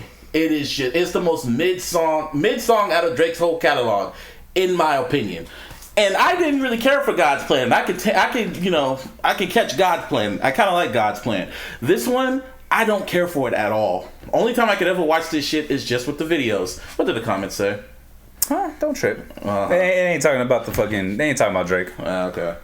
Anyway, like I said, song's mid. You like it, JC. So talk about why you like it. Oh, so I get cut off when I just try to mention something. But God, I was in the middle of my rant. But I need to finish before it. I even talk, you're like, hey, oh yeah, you like this and that. Like, Yeah, exactly. I know. So you didn't even let me allow myself to say. Because I was in the middle of my story, and then you said, "Oh, that's why you fucked up," and then I was trying to finish my story. No, but you're missing what I'm saying. Now I finished the story. No, I know. Now you can talk. No. But you missed he's missing what I'm saying. Like you can tell, right? Man, I'm just letting y'all argue. Like, do your thing. All I was saying was that you could have just been like, now how do you feel? But instead you're like, oh, now you like it. And I'm like, oh, okay, well, thanks, shit. That's what I'm getting at. What I was getting ready to say before that, though, was that's the problem that people need to stop doing in general. Now, what I'm saying is this don't apply to you wholeheartedly and saying that if you didn't do this, you would have liked the song. I'm just saying when you're in the middle of watching something, some real stop. shit. No, you could be watching some corny shit too. Stop breaking what you're doing to go do something because of fear of missing out. Finish what the fuck you're doing, then get to it. Yeah. Don't disrupt your enjoyment because you're like, oh, let me go see what everybody's talking about. Yeah, No. I guess it's time for that to come out. Like, I get you. Because then that fucks up your vibe when you're not feeling it, and then you feel how you feel about it. Yeah, because I agree with him, and the reason why is because like you're on that Jay-Z like vibe. You were just vibing out with it. You know what I'm saying? And then you got like a car crash ran into you. You know what I mean? That's pretty much what happened. It was like a total like mixing fucking vinegar and fucking candy. Yeah. You know what I'm saying? And again, I'm not saying that that's the reason why you would have liked the song. I'm just saying on the opposite spectrum, I just purchased a couple stocks in Nike earlier in the day. I was watching highlights and shit. Oh, so this is perfect for you. This is your theme song. So when shit popped up, I was like, oh, this one big ass ad for Nike. And then the baby kept popping up and I was like, that's catchy. It's pretty smart. Nice strategy right there to put it there. The beat hit and I felt the beat. I was like, all right, cool. He had just a nice amount of spicy bars where he's not street, but he could still get that shit off. I was like, he was going at Kanye and Pusha kind of. Yeah, but you know, that's what he always does. What he always does. Well, no, I would say, he hit it well enough where it can be just general. Now, he did have some I felt that went at Kanye, but overall, the spicy bars I'm talking about, those could just be viewed as general statements, whatever. Right. Dirk came on. That was the only good thing. Took a nice shot at whoever the shoe fits. You already know who it is. No, because from what people have told me from Chicago, he's talking about somebody. He could have been talking about somebody else too. Yeah, he could have been talking about a few different people. Yeah, so he threw one up where if the shoe fits, it fits. I thought it was cool. I thought it was a good look for Dirk. The overall video, again, I thought it was a big Nike ad. Like, it was cool. I walked away and I was like, that's definitely on brand for him. I wasn't really high on God's Plan. I knew what God's Plan was supposed to do anyway, so it was like, whatever. Because it came a part of the 2-pack with Diplomatic Immunity. Right. Initially when it dropped. So he was just trying to feel which one to go with. Yeah, of course. So I knew what it was. But for me, in my ears, this sounded more like he matured the God's Plan sound. And it was like, all right, I got it. Let's put it out. I haven't stopped playing it since it dropped. Like, I played it probably about 5 or 6 times a shift. Not even a day, but like a shift driving. Yeah. Damn. I gotta run that shit back. Like, it sounds good to me driving. It's catchy. Like, it's good. And I know what to expect from him now. Like, his song, like, the lead single is gonna sound probably really manufactured and as manufactured as possible. So if I'm expecting it from if I'm expecting anything else, that's my fault. Right. You know what I'm saying? So so when I say that, it's like, all right, just take it for what it is. His formula is very simple. Something catchy, a beat that gets you bumping, and then he's gonna throw those little I'm having a conversation with you type of bars that he's made his name off of. Yeah. And there's the song. See, with me, I know exactly how Drake is, and it was just like I just know exactly who he is. I know how he comes off and shit like that, and I wasn't surprised about everything. I was like, this is who he is. This is who he is since Views, so it's not surprising. With God's Plan, I was like, yeah, this is who he is. When I heard Tootsie Slide, I'm like, he makes these in his sleep.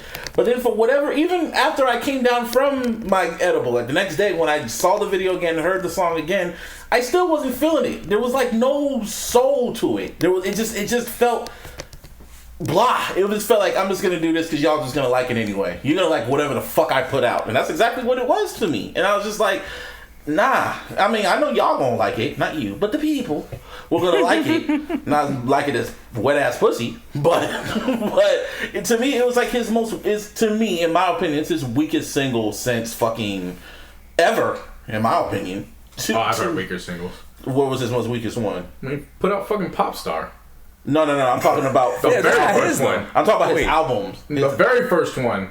The one off on Views. Oh yeah, I forgot about that. You were really mad about it. So yeah, like, nah, don't even say no. You didn't like One Dance? I didn't say anything about One Dance. No, because I remember Pop Style or Pop Star? Or Pop Style. Okay. Whatever that was. This Pop ain't Style was Pop Style. Pop Style was Pop Style was not weak. It wasn't that, but I just remember how mad you were when that record dropped. One Dance and Pop Star. I'll never forget when that shit, people. I will never forget when those records dropped. JC called me and was like, nah, this is a joke, right? Nah, I texted him, I was like, hey, that's funny, alright, send over the songs for real. I was like, nah, those are the records. And he called me. Yes. I can imagine. Yeah. He wanted to whoop Drake's ass. That's why when I heard this, I was like, nah, you kind of pushing it, because I remember when he was dropping 2016, 17, like, So you feel Pop Star was his most weakest one? Pop Style, for sure. I could probably maybe find a couple more, but I know Pop Style for sure. That's like the really I bad. will look at his catalog and I'll be like, Pop Style, can't tell me anything good about Pop Style. Yeah, nah, like objectively, I'll say this. I like this more definitely than Upset. Upset was weaker than that this. was trash. Than this. Upset was trash. That was I'm talking about first. Yeah, Upset is his weakest one. To me. But you said singles in general. Singles, yeah. You said Pop Star. I was like, Pop Star, nigga, you just praised that shit 2 weeks ago. Shit, for real. You kind of I thought he dropped Pop. I thought both of them were called Pop Star. Pop Style. I remember it was the one where Hove had like a bar. Yeah. Hey, what do you think about it? Objectively, I'll say this. It definitely wasn't his weakest. Like, there's no way you could say that was his weakest single because I'm Upset is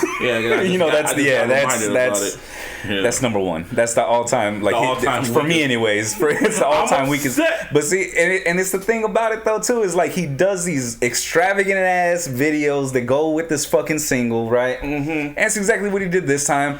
No difference at all. I was just thinking about it, as you were you mentioned it, right? I was like, oh shit, Remember he had the whole video? Degrassi shit. Then on this one, he's got what? He's got Marshawn. He's got fucking Odell. He got fucking social media. All kinds of like not really social, just one. No, this Aggie Abby. Who? Aggie Abby. Oh, yeah, you're forgetting Drewski though too. Yeah, Drewski. That's what I'm talking about. I don't know him. Oh yeah, but Aggie Abby. You should get no Drewski. You should follow him, dog. You've probably seen his videos. Okay, that's cool. Aggie Abby. Okay. Was she on Wild and Out or something? Nah, she wasn't on shit. Oh, she was on social media. Yeah, she just social pretty. media. Yeah, looking beautiful and shit. You know what I mean? It's like an IG model. Nah, Pretty but no soul. Nah, she got fucking. Apparently, she got fired from her job while she was posting the fucking selfie or whatever, and she blew up. milked it. She blew up after that. Yeah. Okay. Some shit like that. But like I was saying, objectively, it's definitely not his weakest single. But that shit, boo boo. That shit's trash, dog. Y'all know how I feel about Drake, man. Like I can only take what you say. Yeah, no, I know, I get That's why it's more surprising coming from me. Yeah, coming from you, what? I never said. Only thing I kind of was blah about was what's it called, Scorpion. But when it comes to his songs, Ratchet Happy Birthday. I was just gonna say, I was gonna bring that one up. Yeah. That wasn't a single though. It wasn't a single, but but as far as songs go, Laugh Now, Cry Later is definitely. It's definitely not that. It's definitely not that. But as a you know what I mean? single, but like, this was, that's just me being objective. Now, me being me. Where's the trash? I'm about to throw that motherfucker in there. You feel me? Yeah, man. So yeah, Certified Lover Boy supposed to come out. I had a field day with this and Big Crit's record, that Kickoff that went on the Madden. Soundtrack. Yeah. I had a good time with it because, Was it called Goal Line? No, Kickoff. Oh shit, I don't know, man. Close enough. Yeah, it's on the field. Last week, because I listened to both those records and I was funny to me because I was like, damn, I actually could have. It would have been funny if both of them were featured on each other's tracks. Because I could have heard Crit on Laugh Now, Cry Later, and I definitely could have heard Drake. You could have heard Crit on that? Yeah. Drake? Yeah. That's Whoa. It would have been you got to know Crit to know that that's something that he could get off. Because of the horns, I could, you know what I mean? I could see it, but like... Yeah. Now, with Crit being involved, there would have been a lot more focus on the bass. I will say that he probably would have gotten in Doesn't Code. But as far as just the basics of the format, I could have heard Crit on that. Yeah. That's what I was saying. Like, the beat is not bad. The instrumental is fucking amazing, actually. Yeah. You know what I mean? But, like, nah. Lil Durk I'll say this, though. Lil Durk's feature is, like, the only good thing I kind of like about the record. Actually, I did like Durk's shit on that. Yeah. So like, Durk. Yeah, like he definitely took advantage. Every bar counted. He made sure you knew. He only had a few. Yep, but he made them count. Yeah. You know what I mean? But I mean, again, I take singles for what they are. Like, I don't put a lot of stock in singles anymore. I've learned over the years, stop putting the stock in the single because it's not going to make or break the album. If you're looking at lose it. if you're looking at, was that Just Lose It, Eminem. for Encore? Mm-hmm. Well, I didn't let it make or break the album. I didn't like the album Encore, but I knew it wasn't like there were better songs on there. Yeah. Like, that's what I'm getting at. Yeah, I get you on that. I was Yeah. just saying, when I heard Just Lose It, I was in denial. I was like, Yo, no, that's fake. This is a troll. As an M fan, I'm like, nah, okay, I know this is just saying this is bullshit. Yeah. Then I heard the But I album. mean, again, that just boils down when we spoke of some episodes ago when it came to Pimp a Butterfly and Kendrick dropped I. But we like the record. No, but Yeah. what I'm saying is, I'm not talking about us. Yeah, I'm saying yeah. the consensus was the people didn't like consensus. it, and then the Yeah, album yeah. dropped, and people were like, you were split on opposite ends. It was But I definitely saw polarizing. people that didn't like the single, and they listened to the album. They're like, "Oh, I get it now. I understand." Yeah. So it's one of those things where it's like, it's a single. The single did what it was supposed to do. It's Drake. It's at the top of the charts. It's streaming like crazy. Nike's shit's flying off the rack. We know that because of Mama Day. Yeah. It did what it was supposed to do. Like that, and when things open up, that's going to be something that'll be played. You think it's going to last for this pandemic? You think it's going to last for that long? Because I can see this shit Drake. fading out. It's Drake. That's one thing that he had. That's the beauty of him reaching the status that he's reached. When all else fails, it's Drake. I'm just saying. I mean, he got a point there. I get you. He does have a point, dog. I mean, remember when Scorpion dropped? When Scorpion dropped, the three of us came in here. We're like, "Nah, this is a wrap. It's done. He's done in hip hop." We thought that would add it on. Well, no, but when Scorpion, When Scorpion, it was like, that's the stamp. You know what I mean? Yeah. That's what we but need. then I did Yeah. admit, I did say, I heard In My Feelings, I'm like, yeah, this is going to be a hit. I picked out some of the songs that were going to be a hit on that record, and that's going to last them. And I was like, okay, I could see it. I didn't say he was done. I didn't say that. no, Yeah. we all said he was done in In terms of hip hop. In hip-hop, yeah. Yeah. We all came here and said he's protected by the pop image for sure. But we all came in here and said, as But far as hip hop goes, we weren't forgot gonna, that hip-hop is now pop. That's what hip-hop is. Look at the chart. No, but you're looking at it from a different angle. You're looking at it as hip hop is pop. It became We're talking pop. about Pop. Oh, like the whole... the genre. The genre of Yeah. pop. pop. You know what I mean? Yeah. I know. I understand that one. Yeah, so that's what I'm saying. When all else fails, he's got the ace in the hole, and I'm not going to be mad at somebody for having the ace in the hole. And especially, Like, especially when this album drops, he's going to probably have other bangers on there. He's probably going to have one record with Ribbity Rap, or he probably, I'm not even mad at the title of his album, Certified Lover Boy. Like, it was just like, that's Drake. damn, have you? Do we know his That's Drake. Like, do people forget his track record though with women? Like, that's very Very Drake. very on brand. That's a fucking first ballot Hall of Fame lineup he's got. I should call it Certified Beta Boy. I was thinking that, but nah. I was gonna respond to what you said, like, you know, his track record or whatnot. You're 100% right, but give me some fucking millions of dollars and like, songs that do as well as they do. Man, I promise you, my fucking resume look, you know what I mean, on par with his. There's people with millions of dollars that ain't got that resume. Especially with Drake, man. And they got good resumes, I'm but saying- they don't got the. I'm saying, give me the full spectrum they don't got of what the Drake is. Nick Cannon type of resume. That's what No, I'm getting at. Like, I get you, but I'm saying, give me the fucking, like, the essence of what Drake is. Put that on me. You know what I mean? The light skin and everything. Motherfucker, did I stutter? Like, everything. I'm saying beard and everything. You know what I mean? Like, Alright. put me in those shoes. You know what I'm saying? All right. My resume is just as good. Just as good. All right. but you're not. That's what I'm saying though, and that's the only reason. That's the only reason why he's got that resume. Is what I'm saying. So fucking dog, like that don't mean shit to me. That don't I'm mean not shit. gonna say That's that's. I'm not expected. gonna, that's stepping it too much. I'm not gonna say that's the only reason. Why? What do you mean? He was still banking off of Degrassi. Okay, So it wasn't like I just based said, off of give that? me the essence of what Drake is. The entire everything I said. The That's what I'm corniness, talking about. the rapping. From the beginning all the way to the end. You put that's that what on you me. meant. You put everything that happened to him. Yeah, you put that on me. I have the same resume as him. Maybe better, maybe not. But it's right there. Okay. You know what I'm saying?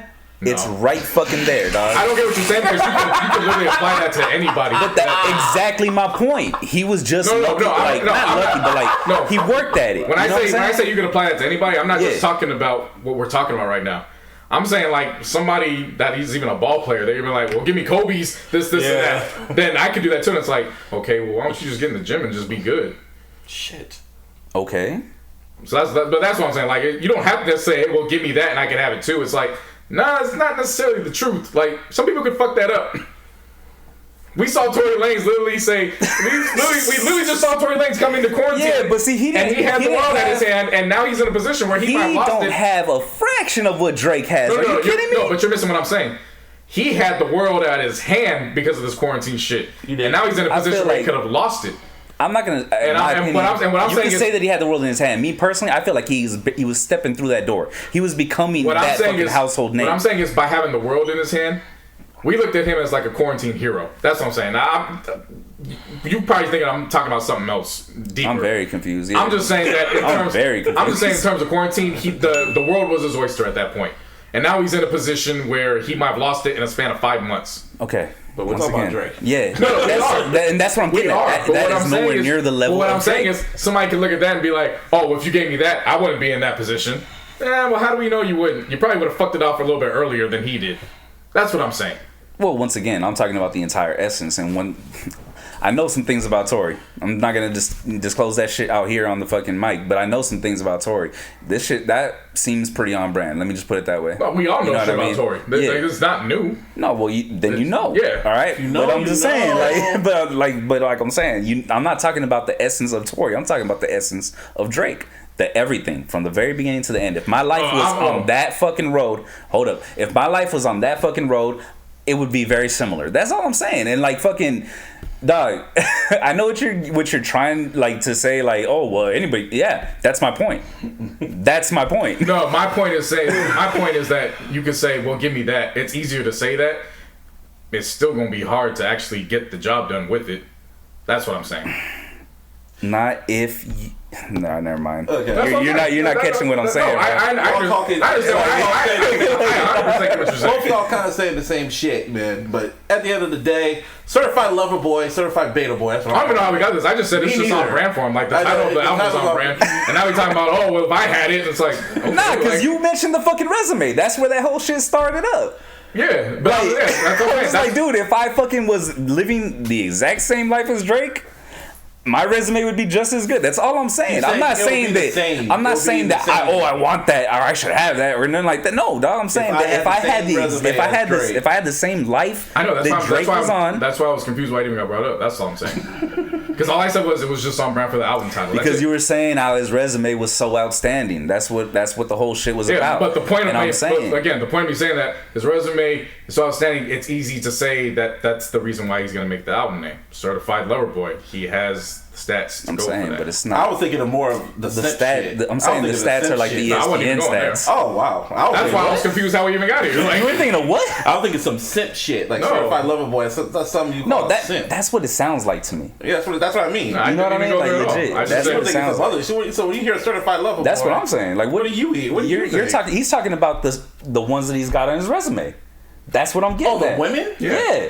That's what he's talking about. Okay. And I'm like, I don't. Why we even went here? Like, I'm thinking you're talking about the stats and shit. Like, no, not music. Well, I mean, the music stats did play a part. So you're talking about the women he has. Yeah, that's what I'm saying. You give me the essence of Drake. That's what I'm confused. Why he said he give me the essence. I'm like, I mean, you could, but that's so like... Big Sean's gonna drop his album in a few weeks. Let me just get off this shit. Big Sean about to drop his. He announced finally the next month he's dropping Detroit 2. And what's it called? He had like first he announced, oh yeah, the album's done. It's gonna be mixing, and then the next day, oh yeah, I'm gonna drop the Nipsey record. Drop the Nipsey record. Then he said, oh yeah, I'm dropping the album in a few weeks. No, he. Well, whatever. No, he dropped the release date for the album. Yeah, and then this all happened on yesterday on Mama Day. Yeah. Because Lakers were playing, and then right before the Lakers played, that's when he said, I think I want to drop this Nipsey record. Y'all wanted that's why I got excited for it, because it was Mama Day, and there was a Nipsey record coming. So I was like, oh, cool. Great perfect timing. Yeah. And what was the record called? Deep Reverence. Deep Reverence, yeah. Deep Reverence, and it was... No, not Reverence, Reverence. Reverence, there you go. Mm-hmm. Yeah, man, and it was an unreleased Nipsey vocal. Nipsey just did did he just do the hook? Or no, he did the first verse. Yeah, the first verse. Yeah. And Big Sean spit his ass off, and everyone on Twitter just went... Oh my God! Okay, it's happening. Everybody stay calm. What's the procedure, everyone? What's the procedure? Everybody lost their minds because they're like, oh my God, Big Sean just spit the best verse of his life. And I'm just like, he's been spitting like that for the past few years. And, all right, fucking idiots. Again, like I was saying before we started recording, Yeah. to a certain extent, I understand. It's different when niggas is spitting verses throughout Like the years, features and and- features here and there. Yeah. It's another thing when you hear the song after the announcement that the project's coming the next week. Now you know for sure it's on the horizon. You're ready to go. Because your thought process now is, if he's rapping like that on here, when next week comes around, I'm good. I went and rewatched. So I understand it from that aspect. I went and rewatched the trailer he dropped, and I was kind of freeze framing some shit to see the features. I saw Young Thug in the studio with him. I saw a few other people in there. I was like, okay, I saw Young Thug gonna be on here. I was listening to some of the snippets of the tracks, and I was like, okay. Cause I love Detroit, like the mixtape that should have been his first album or what was it? Probably It would have been his second album, I believe. His sophomore album, which to this day I do not know why he decided just to make that a mixtape and then drop Hall of Fame. I know why. Why? Def Jam. Yeah. The same reason why King Remembered in Time is a mixtape, not an album like Rick. Yeah. Same thing. Yeah. Cause that album is fucking. I mean, it's on Same Tidal. reason why Rich Forever is a mixtape, not an album. Yeah, Detroit's on. It's only on Tidal, the first one. Yeah, They got a lot of mixtapes on that shit. They're trying to take fucking Dat, Piff, and fucking all mixtapes out of business, man. Seriously. Jay-Z trying to take them out of business. Surprised he hasn't done it already, to be honest. But anyway, yeah, Detroit 2 coming out sometime in a few weeks. I'm excited with it. If it's About anything time. like Deep Reverence, I'm excited for it. Oh hell yeah! It was. Of course, we all heard the snippit during the verses between Hit Boy and Boy Wonder. And right off jump, like you heard, it sounded good. Yeah. Oh, yeah. To hear the final product, Even on shitty quality, it sounded good. right. Like, So to hear it on whatever system you were playing it on, yeah. it sounded amazing. Oh yeah, that shit. Hell yeah. That record did leak like last month, and I was thinking of sending it to you guys, but it was so rough draft. No, I heard it. The rough draft though? Yeah, 'cause when Big Sean was just mumbling his verse and shit. Yeah, it sounded hella outmixed. That's not even worth talking about. And I was like, all right, let's see where this goes. That's what I'm saying. Like some people a lot of people they just be so quick to want to respond on anything. They'll take a rough draft and then they'll respond and it's like, man, it's a rough draft. Yeah, seriously. I don't think people Just to talk jump about on it like that, you know what I mean? Like, yeah. something just. No, I'm saying just in general, like, you know what I mean? Finished product. It didn't even Yeah. sound finished. That's why, because Big Sean didn't even sound enthused. You could tell it was just like he was just It was going reference. through the motions. Yeah. So I was like, It was practice. Yeah. I was like, I got time for this. I'm gonna wait till it's finished. Oh yes, but it's gonna be executive produced by Big Sean, Kanye, and Hit Boy. Hit boy, hit boy, hit boy, hit boy. Speaking of Hit Boy, we might as well get to this now. Round of applause. Wait. I need to say something before we get to that. I'm sorry. I realized you pressed a round of applause. I don't think I get this. Thank you. I appreciate that. Why? How did y'all not even talk about Nipsey's verse? Oh, it was good. That's it? It's Nipsey. Okay. Y'all didn't get no Tupac vibes off that shit? Because I sure as fuck did. We've been talking about And I'm that not. for the past. Whoa. I mean, I really didn't even talk about Big Sean's verse to be quite fair. Like, Right, no, he went off about it though. Like, well, no, but that's why I said. I just said if it sounds like me, like Yeah. that was my take on the song. I was glad to hear Nip. Yeah. Nip spit his ass off. Big Sean spit his ass off. The end. I get y'all, but there was one part in particular that fucking caught my attention right off the bat. What part? Fuck rap, I'm a street legend. That sounds like he. I know it wasn't. It sounds like he was responding to Whack 100. From the. Oh. Yeah. I forgot about I ain't that. taking it like that. Yeah, I Because- caught that shit right away. I was like, whoa, y'all missed that?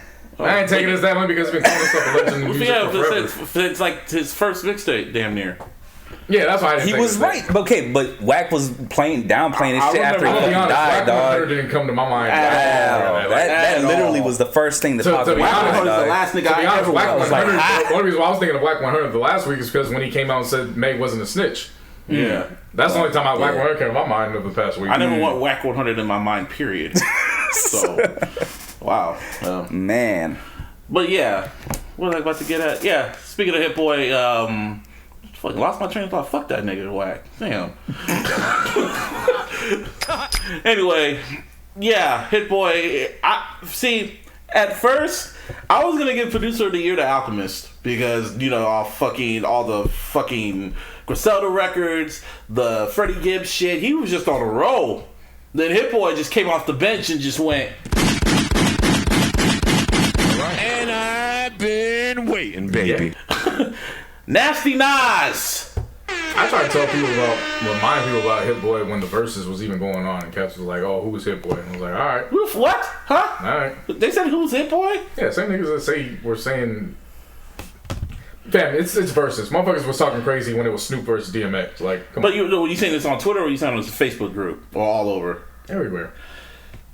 People just talk crazy when it comes to verses. Like, it is what it is. Anyway, Hit Boy, I've always felt Hit Boy was a great producer, but I didn't know how in depth he is as a producer. This Nas album with King's I can tell you how in depth he was before this. No. I didn't know he was gonna get. You ever listen to an audio push album? Yeah, I knew that. No, but yes, I have. what I'm saying. Yes, I have. But let me. Audio push wouldn't have been as listenable without Hit Boy. Is what I'm saying. They're great MCs. Hit Boy was able to just get them to that next level. But the fact is, with this one, he really got in his bag and made this album really, really sound like a Nas album. Because before I get into this album, man, Kanye. Move this man. You Talk about the album first, and then we'll get into No, I'm gonna say that first. I'm gonna say that. that first because he said he did an interview with Breakfast Club and he said that he worked on Nasir. They worked on it for a week and that's why it sounds like what it is. And I was like, "Are you fucking serious?" I thought he said it 2 years ago. Man. Nah, he really confirmed it this time on the Breakfast Club. Like He it said wasn't. He said it was a weird process. It took him a week. It was a week and one, whatever they. But were, but no one really listened to that one. This one, Trash. He really confirmed it on the Breakfast Club. Like they did it in a week, and Kanye just sent him loops to write to, and then when he was done, Kanye just sprinkled some crack and just rushed it out. Yeah. And I was just like, wow. So now I really don't want to listen to that album ever again. That's just in the trash now. Like, really? Should have been there from the jump. Shut up. It should. It wasn't that. Nigga, you fucking broke down the whole fucking lyrics and That's said it was fine, about and the 7 deadly sins. And I That's fine. told you, And Kanye made this shit up. And after I got done with it, I said I only like 3 of the deadly sins, and I was getting rid of the album. Even then, I broke it down. And I got rid of it after. I guess. I don't know why you held on to it. No, because I kind of low-key liked it. Then it kind of just faded off. But anyway, I kind of wanted him to make his kamikaze. So this is King's Disease. This album, next to M, is by far one of the best rap albums this year, man. Nas really came with it. Hit Boy brought the best out of Nas on this record, man. I was glad my skepticism was proven wrong. Because I'm not one to speak on track lists. I like to wait, but I gotta admit, when I first saw the track list, I was like, I don't want to hear Nas and Don Toliver together. Why is Nas with Dirk?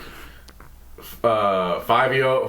I was just looking at these names and I'm like, how is this going? All right, like with me, I was on the wait and see. I said, no, but yeah, that's what. Yeah, I mean, I didn't go out and speak on it. Last time I did that, though, was for a revival. So I just looked at the track list and I was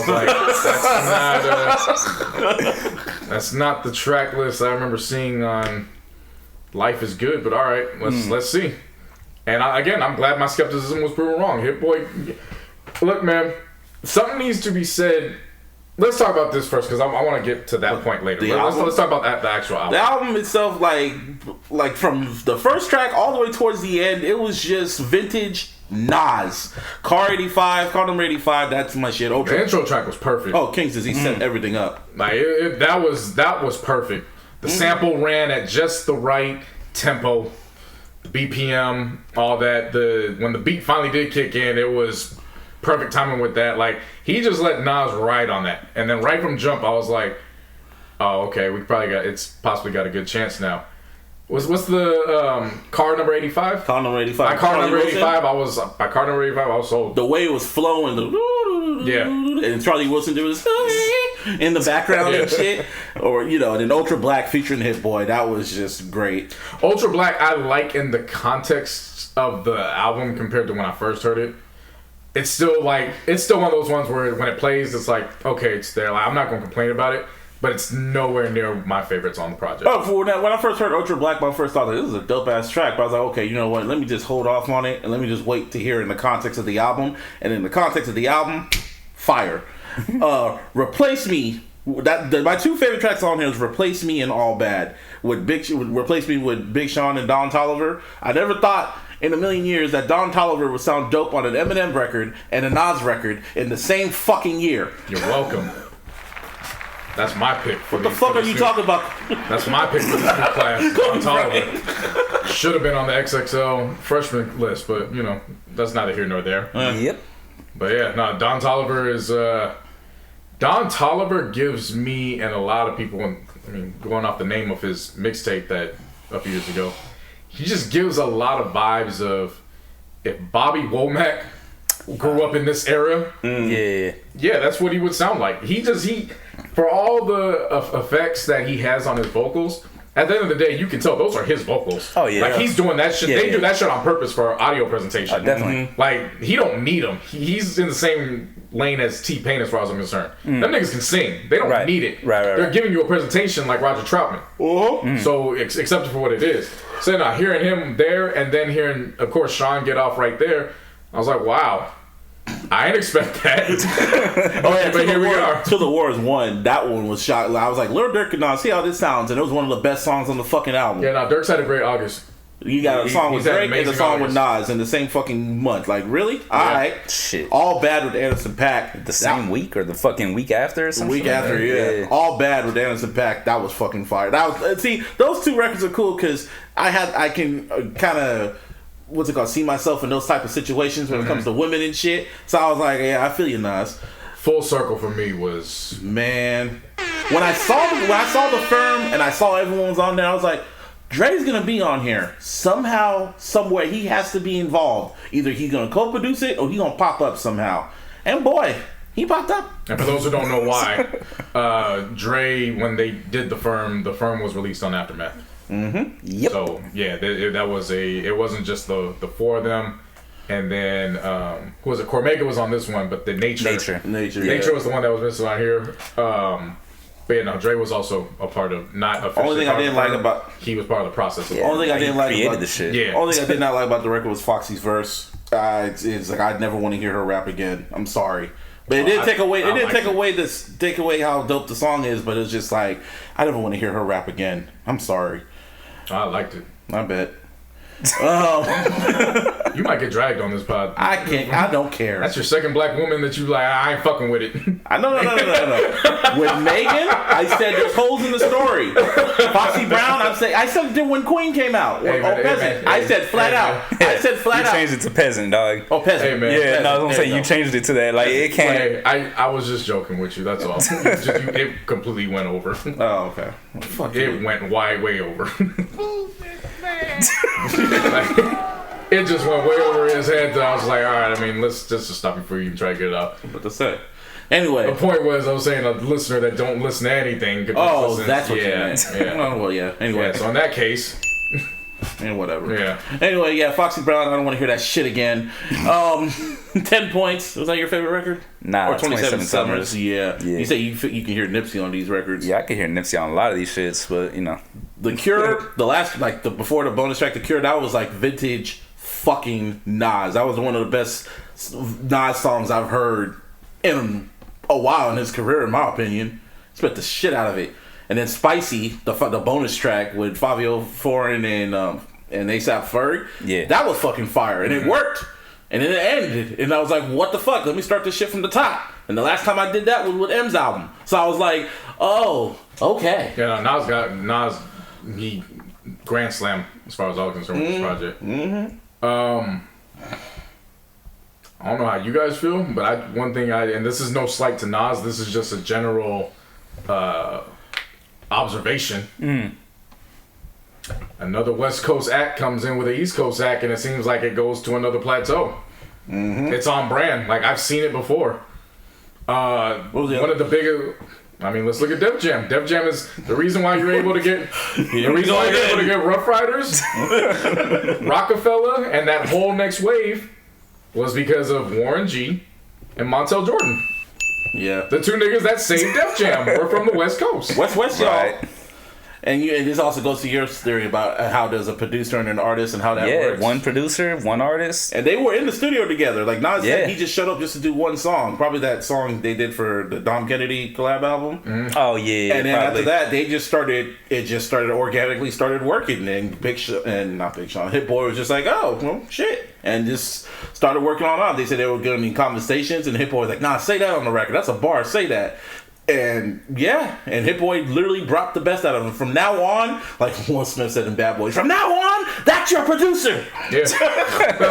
Exactly. There's a lot to be said because, again, that's always been the criticism of Nas.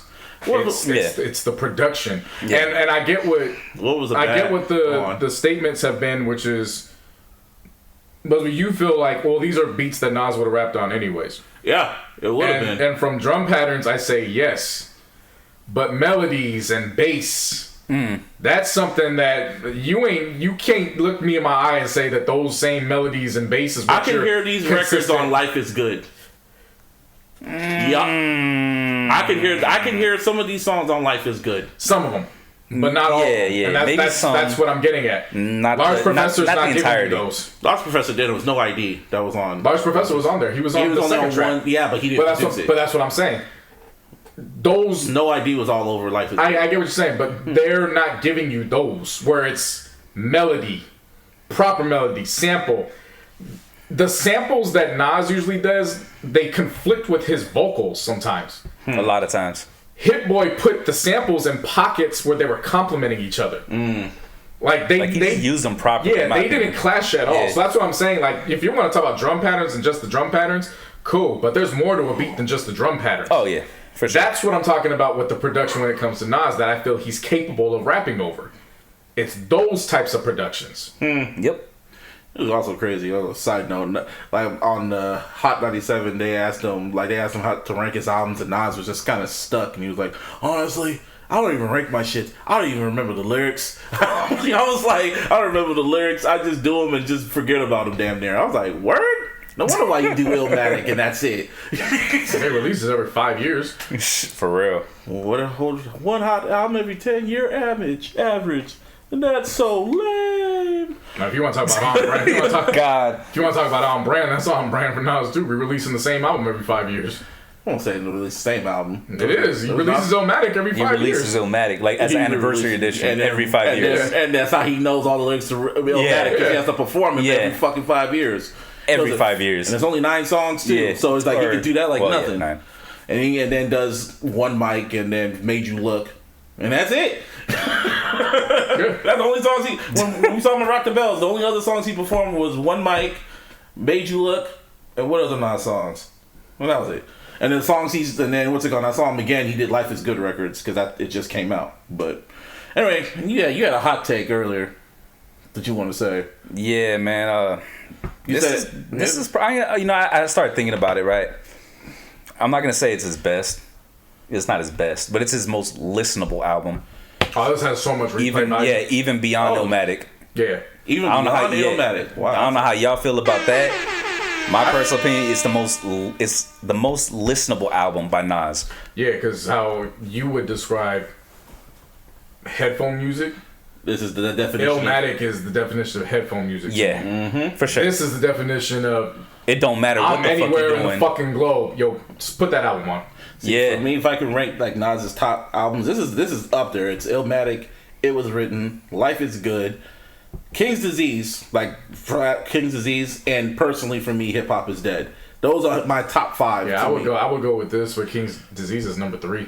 Yeah, I would put it right after the first 2. It's my number 2. Like that's how I feel about it. You got over It Was Written. Yeah, I've gone back and revisited. I revisited It Was Written over the weekend, and I was like, I've changed my stance on It Was Written over the past year or so. Right. Where It Was Written, I always thought was just honorable mention. No, honestly, I'll take that back. I take out Hip Hop Is Dead, even though I personally love it. I'll take what's it called?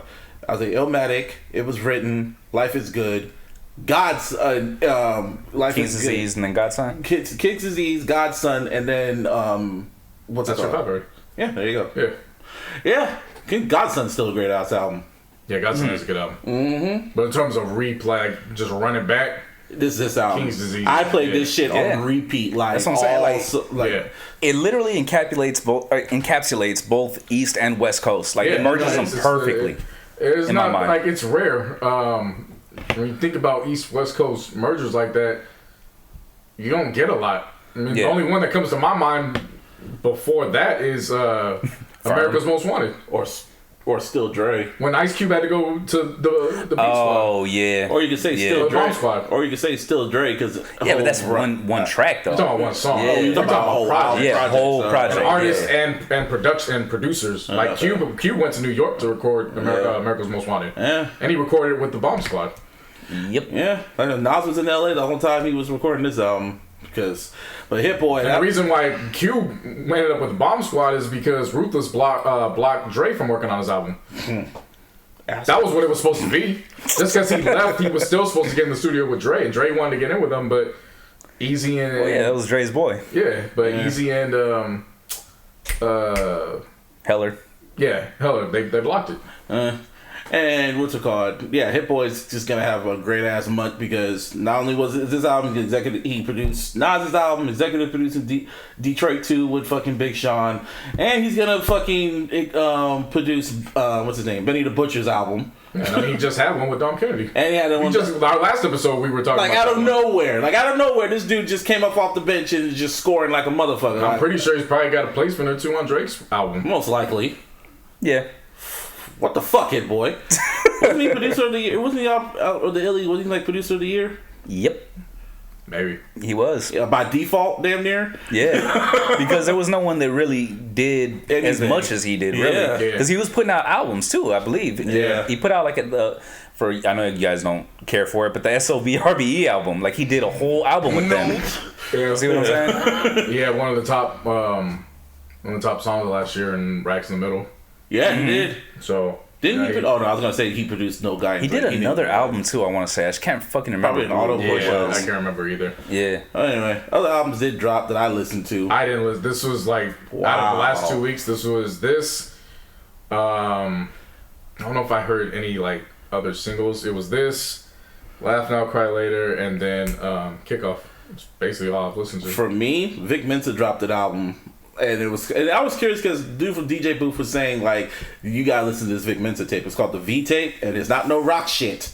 He's actually rapping, and it's 7 tracks, 26 minutes, and he is literally rapping his ass off. Vendetta, Dirt on My Name. The best one on here was Bethlehem SC freestyle, where like the first half he's rapping on one beat, and then it switches to the Where I'm From instrumental. And Vic Mensa is just rapping his ass off. BJ the Chicago Kid's on the last track, Rebirth, and St. John's on track 6 with Too Honest.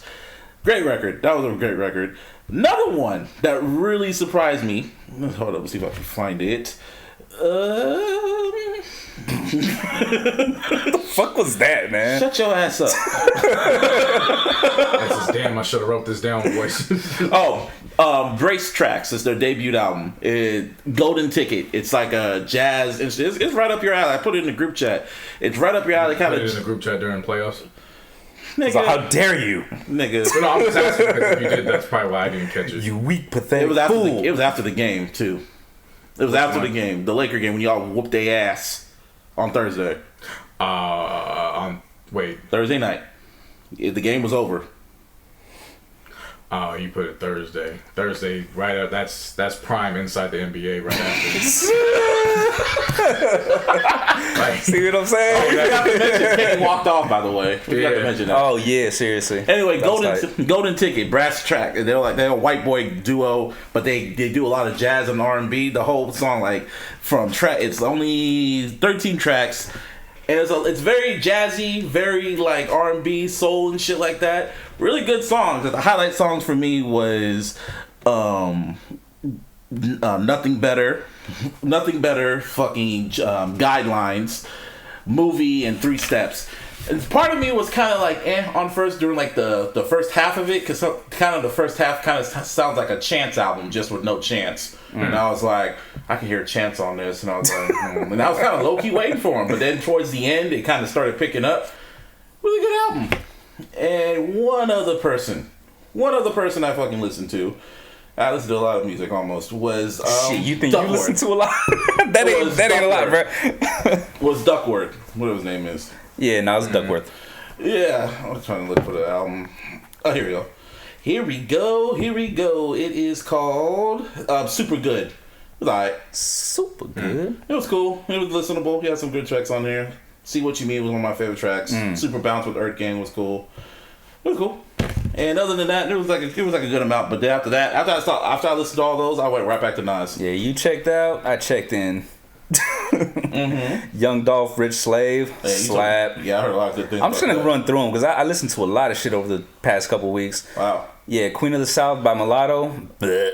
That was trash. I'm cool. I'm good. Everybody said a lot of good things about it. That's cool. They like that music. I'm cool personally. You know what I mean? Just it's it's crazy. not my. No one could ever keep it not real my about shit. some of these female rappers. Yeah, I know.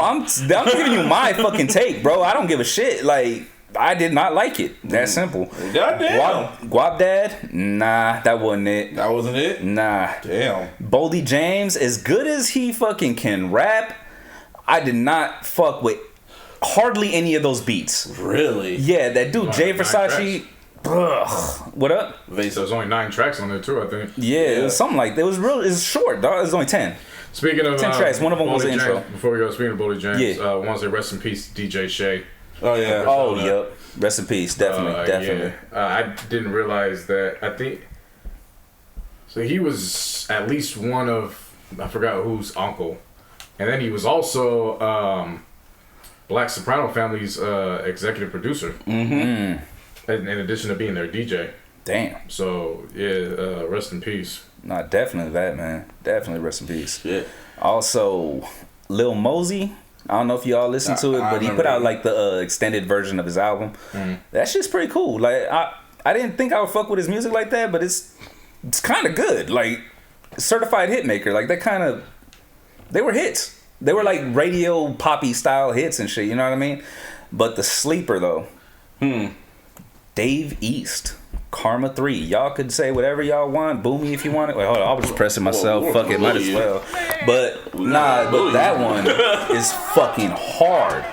I believe it. Literally. Like I saw from a lot of top people like to it. bottom. Yeah, same here. So that's That cool. shit's fucking I'm hard. glad you guys liked it. Nah, I didn't even care about it. I didn't listen to it. I wasn't gonna press play. I'm not. Me gonna press play. neither. Yeah, we gave him. I support Dave We East. me and JC support one Yeah. time, but then he pissed us. He let us No, down we too many times. listened to the last one. Yeah, I know. Survival. I know. That's what I'm saying. And it was good. And That's where it stops. And to be fair, I liked it, but if I don't like the next one, I'm gonna blame myself. So I'd rather just leave it at survival and like it the way you did there. That's how I felt. I was like, oh, that's cool. But then Yeah. it was like, I gave you a chance, and survival I was gave cool. I gave you multiple chances. How many And times? What was it? 2 strikes? I think and that survival was our fourth attempt. No. Because the third try, we didn't even give a damn about it. Yeah. Like we skipped the third attempt. Yeah, the first one we were just like, yeah, it's just your first mixtape. Yeah. Second time was like, come on, bro. Third time it was like, fuck him. Yeah. And we didn't even care. We just didn't care about it. I remember we We listened to survival off fluke last year, just off a fluke, and we're like, oh shit, It's actually all right. good.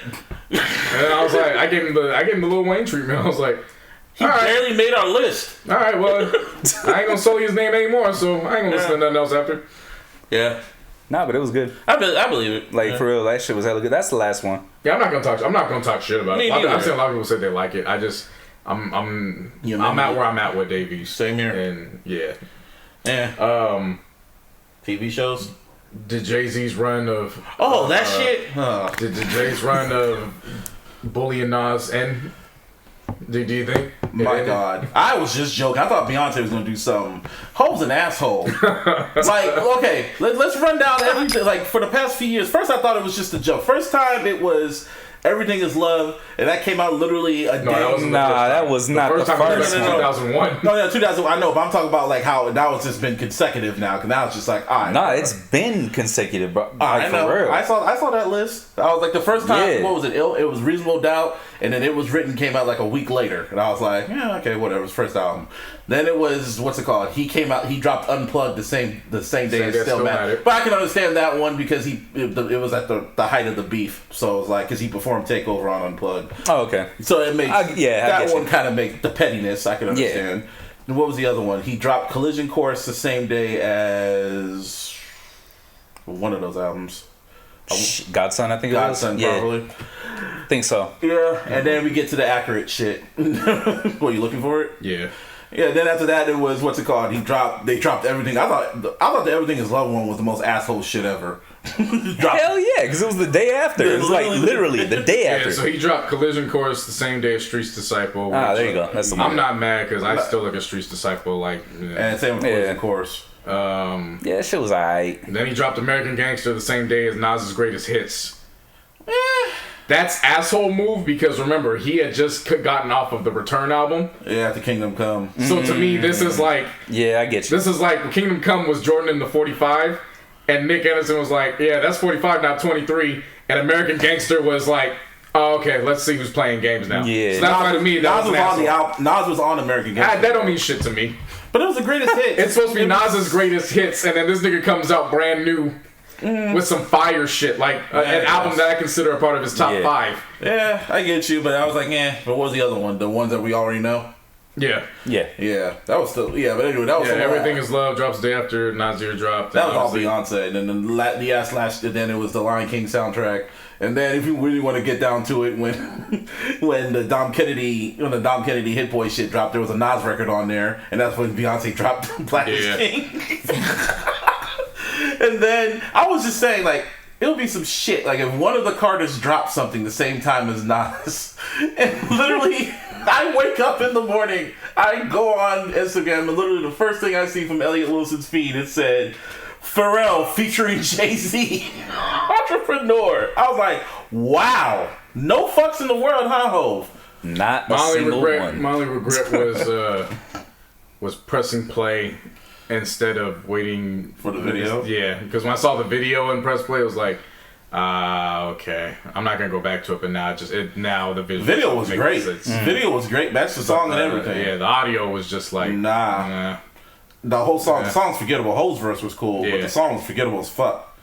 That was about it. And it's crazy because Mark, you pointed this out about it because Nas dropped Ultra Black and then and then this song like Nas's single was Ultra Black, and then you got Entrepreneur highlighting all these black entrepreneurs. You know what I mean? And it's like. Bro, like, I see what you did. I'm gonna try to do that. I'm gonna try to one up you. Yo, Pharrell, he called up Pharrell. Like, Yo, Pharrell, you got something in the stash? Yeah, right. But they say it was like connected to some fucking Time magazine article. I was like, yeah, okay. Yeah, I don't believe that shit. I mean, well, it might have been, but the timing of it just, why it's like, let's put it out now. Yeah, on the same day Nas is dropping his album. Like, executes Order 66. Order Ill Will. Don't do that. Don't do that, That's what man. JC said. I know, but don't do that, man. So which one you guys going back to first? Entrepreneur or Laugh Now, Cry Later? Entrepreneur. Because I actually like the track. No, I don't really. Oh, you like Entrepreneur? Yeah, I like it. Oh, okay. Yeah. I didn't care for it, Entrepreneur. It's just forgettable.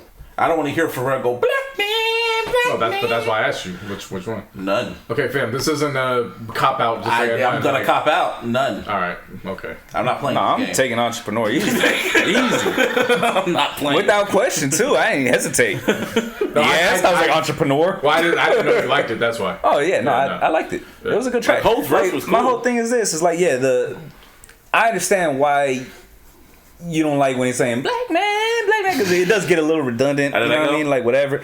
Brother, I already did it. I ain't gonna do it again. No, what you call it? So I understand what you mean by that and shit, dog. But like, Jay spit a cool verse. The video made sense. Like, it made sense in the grand scheme of things. It was like today's type of music. Like, you know what I mean? It highlights shit that we need today. Yeah. You know what I'm saying? It's not like just cookie cutter bullshit. You know what I mean? Yeah. Typical Ho. That's why I fucked with it. I was like, all right, I see what you did. Cool. That's it. Yeah, I ain't playing this shit again. Yeah, me neither. Yeah. Like I said, I just would have saw the video before. I would have appreciated it more. Because the song leaked. The song leaked and shit. So I was like, let me hear this whole verse. That was my first song. Let me hear how good this whole verse is. And I was like, okay. Typical Ho, man. Pretty much. Seriously. Yeah, it's just unfortunate. Typical Hov on a track that I feel just wasn't going anywhere. Yeah. So it's like, I was gonna say the only one thing I didn't like was the way fucking what's his name? Pharrell was like whispering and shit. I was like, bro, you could have like sung a little bit better. Sound like a fucking. That was it. Sound like a leftover from the Lion King soundtrack. But as far as the instrumental goes, I still listen to that over fucking The other one. Yeah. The other one. Let's go about Travis Scott dropping the plan for Tenet. Oh yeah, I forgot about that record. When I heard that shit, it literally reminded me of what you were saying about Astroworld. What's that? How it would be perfect for a scary movie. Because Tenet's supposed to be a scary movie, ain't it? No. It's an action movie. Is it? Yeah. Mm-hmm. Okay, well, either way. It has, like, eerie sounds and shit. Like, it gave me, like, scary movie type vibes. Did you hear his involvement with this film? How was his involvement with it? Like, he produced the score? He did the score. No fucking shit. Yeah. A lot of applause for that black man. That black man! Oh, all of a sudden. All of a sudden. Yeah. Yeah, I remember that score for the film. This is his first film score. And they showed the trailer during the game. I was like, "Oh, that's fucking raw. Get your money. Get that Chris Nolan money." Even though that movie ain't gonna be playing out here. No, I'm saying it's like an action suspense type movie. Something like that. Yeah, action suspense mystery. That what's his name? It's with Denzel's son. What's his name? Denzel's son. Denzel Washington's son. Yeah. Oh, that's right. I forgot he started acting. John David Washington. Yeah. Or David John Washington. Yeah. I need something to along those lines because he needs respect. Yeah, like, Black Klansman and what's it called? He was in Ballers too. Yeah. But yeah, the movie's gonna open. It opened overseas and shit with theaters that are open. You fucking assholes. Tom Cruise went to all the damn movie theaters. Went to the movie theaters in London because they have them open. John David Washington. There you go. Yeah. All right. Yeah, he went to the movie theaters and everyone was all clapping. Everyone was all clapping. I was like, oh, that's nice. And I just walked towards my AMC and was like, let me in! Let me in! Stand in front of the fucking doors and shit. Open. I want my fucking movie. I don't want nothing else. I don't want the bars to be open. I don't care about the malls. Just give me my movies. I want my movie theater. And my homegirl's like, well... Give me what Exactly. My homegirl's like, well, you can just make an ambiance at your house and, make it an event. I'm like, it's not the same! Where's the butter? Where's the butter? Where's my mozzarella sticks? You know what I mean? I might have read it wrong. What?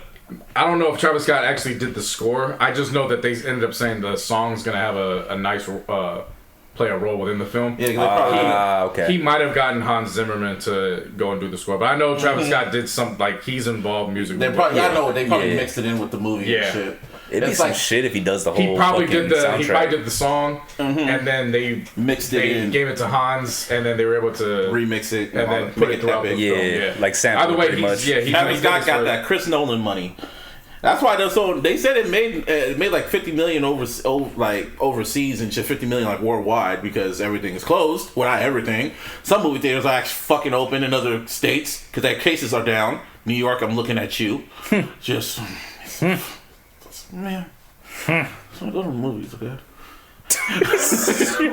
You motherfuckers. We were so close to reopening too. We were so close, but no, y'all wanted to go out on Memorial Day weekend. Shit. Anyway, Lovecraft Country. That's how you call it, right? No, you give this motherfucker a round of applause. I was gonna give the air horn. Nah, this don't deserve it. Air horn because it's crazy. A round of applause. I give the air horns. Go ahead. This shit right here. This shit, man. Boy. Oh boy. Oh boy. I wasn't expecting that. Like the first episode was just like, okay, this is like Stranger Things with niggas. That's the best way to describe it. That put me on. I've never watched Stranger Things, so. But that's pretty much what it is. Like just magic and monsters and shit. That's pretty much what it is. It's Stranger Things with black folks.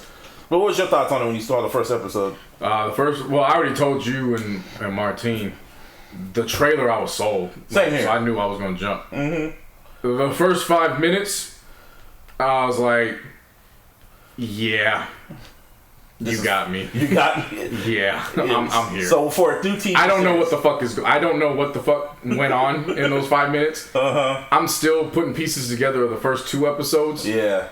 I can just tell you, like, I just love everything about this show. Dude. Like the acting, the casting of the acting is on point. Mm-hmm. Journey Smollett in her role.